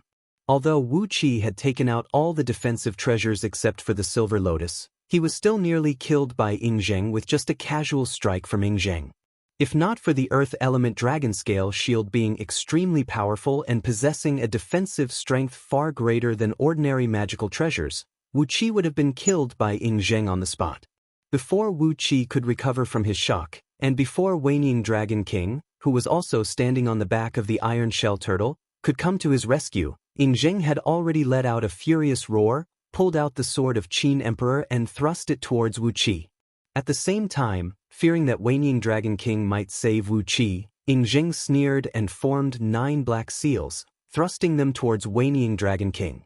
Together with Ying Zheng were Li Si, Su Fu, and all the famous ministers and generals serving him. The storm-like attacks had prevented Wanyin Dragon King, Catfish Flood Dragon, and all the others from rescuing Wu Qi. A sword beam shot down from the sky, slashing viciously towards Wu Qi's back, who was buried deep in the mountain. The sword beam unleashed by the sword of Qin Emperor condensed into a golden flood dragon, which leaped straight towards Wu Qi amidst a jarring dragon roar. Wu Qi mustered all his energy and barely activated the Earth Element Dragon Scale shield. A loud boom rang out, and Wu Qi's body sunk a few miles deeper into the mountain.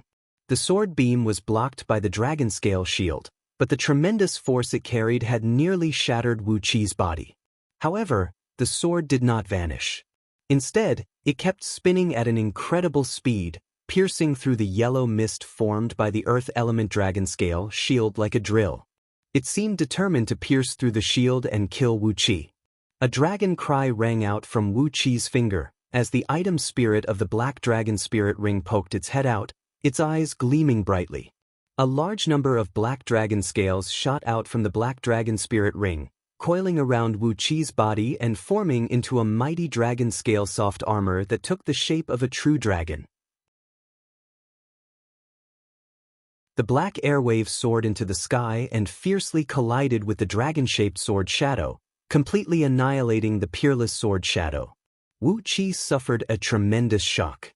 His eyes rolled up, and blood kept bursting out from his mouth. The black dragon soul cried out sternly, "I've used up all the natural energies I've absorbed in the past few days. Do you still have a way to save your life? Quickly think of something, or you'll be finished. Bastard! If you're going to die, don't drag me down with you. Before you die, remember to undo the restrictive spell in my nascent divinity." While speaking, the black dragon's soul nearly burst into tears. If his soul perished because of Wu Qi, it would be an unjust death. Wu Qi chuckled, nodded at the black dragon's soul and said, "We're good brothers, good brothers. If I die, I'll definitely drag you down with me." This is what the saying "live and die together" means. Glaring at the black dragon's soul, Wu Qi's eyes shone with a ferocious gleam as he roared, "Do your best to protect me. Stop talking nonsense here. If I'm dead, you can't live." Leaping up from the small hill, Wu Qi staggered up to the surface of the water, pointed his finger at Ying Zheng, and roared furiously, "Ying Zheng, I'm going to fuck." Before he could finish a string of curses, the flustered and exasperated Ying Zheng had risen from the chariot, pulling out a large, glinting white seal from under his sleeve. "Wu Qi, you little punk, I'm going to kill you today. I'm going to kill you. Take a look at my imperial seal of Duchin. I've gathered the energy of the human emperor under the heaven and earth, and I'll completely destroy your fleshly body and soul, making you unable to reincarnate forever." Suddenly, a large sheet of bright light shone from the seal in Ying Zheng's hand. Amidst the bright light, 8 ancient characters slowly emerged.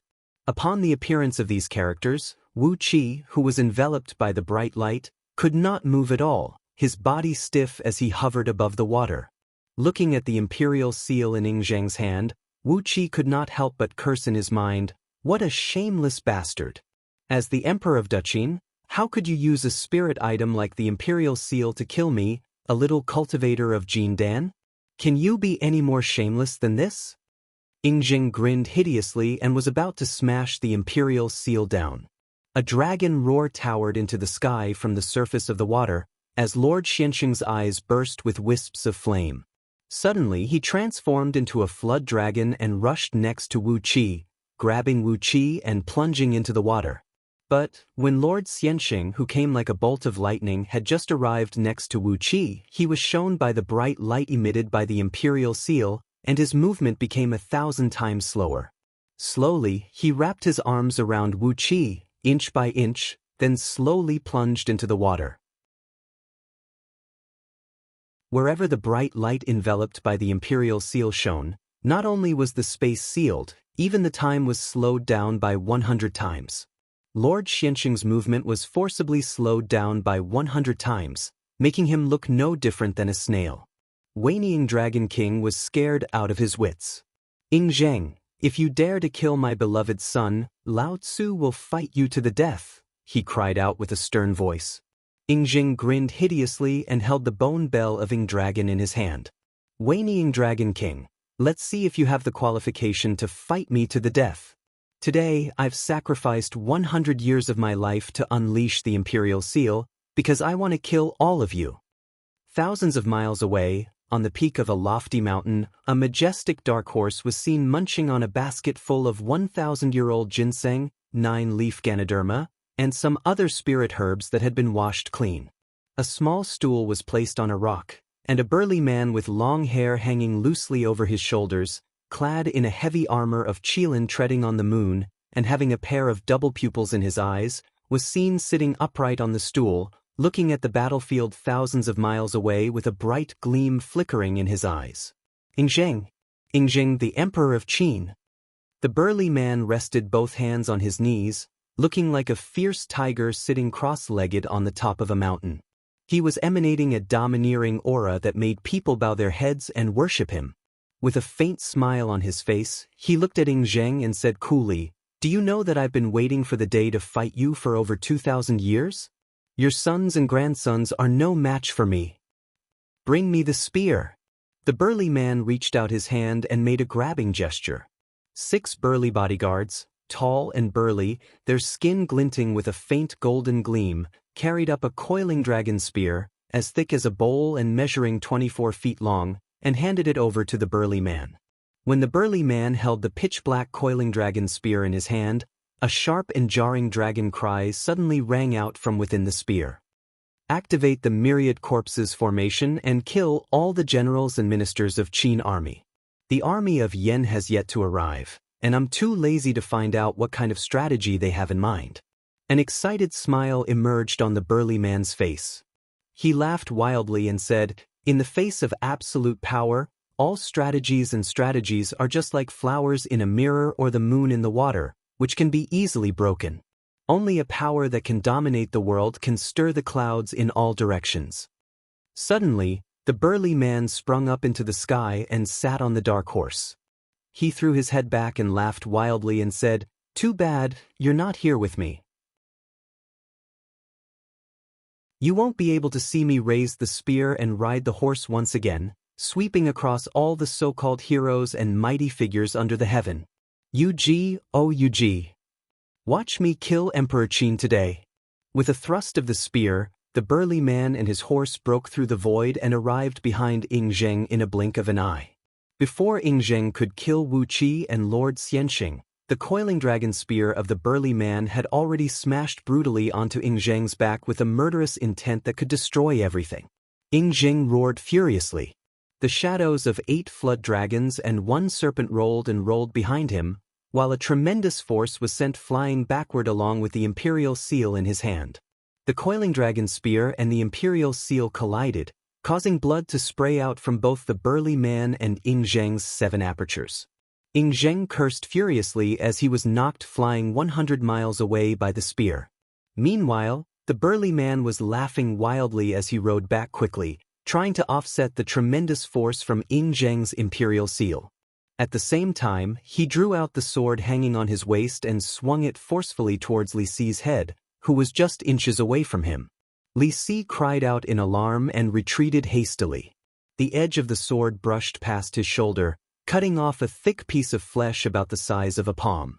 Countless sharp and unpleasant howls soared into the sky from the Great Dream Marsh, as several tens of thousands of armored soldiers, shrouded in a towering murderous aura and enshrouded in a dense mist, dashed out from the mud, leaving numerous afterimages behind as they charged towards the Qin army. All of a sudden, the entire city built by the Qin army sank into the ground. 18 gigantic figures, nearly 10,000 feet tall and shrouded in a towering murderous aura and chilly gusts of wind, slowly straightened their bodies from where the city had sunk into the ground. Shockingly, these giants had already emptied the foundation of the Qin army city. Wu Qi scanned these armored soldiers with his divine will, then cried out in shock, "All of them are dead bodies? What are they? Zombies? Who is this guy?" Upon hearing Wu Qi's cry, the burly man, who was riding on a dark horse and was about to charge towards Ying Zheng with his spear, could not help but throw his head back and let out a loud laugh. "I am Xiang Yu, the hegemon king of Western Chu. Ying Zheng, I am also the one who burned down your Apang palace and killed all the members of your imperial clan." Countless thunderbolts came crashing down from the sky. For a moment, the only thing that could be seen was the figure of Xiang Yu riding on the dark horse, throwing his head back and roaring furiously into the sky. You're tuning in to the Passion Pages YouTube channel. We're so grateful for your support, and don't forget to subscribe to join us on this incredible journey through captivating stories. Your generosity through donations truly makes a world of difference, as it's the primary source of revenue that allows me to expand and enhance this channel for you. Thank you from the bottom of my heart for being a part of this adventure.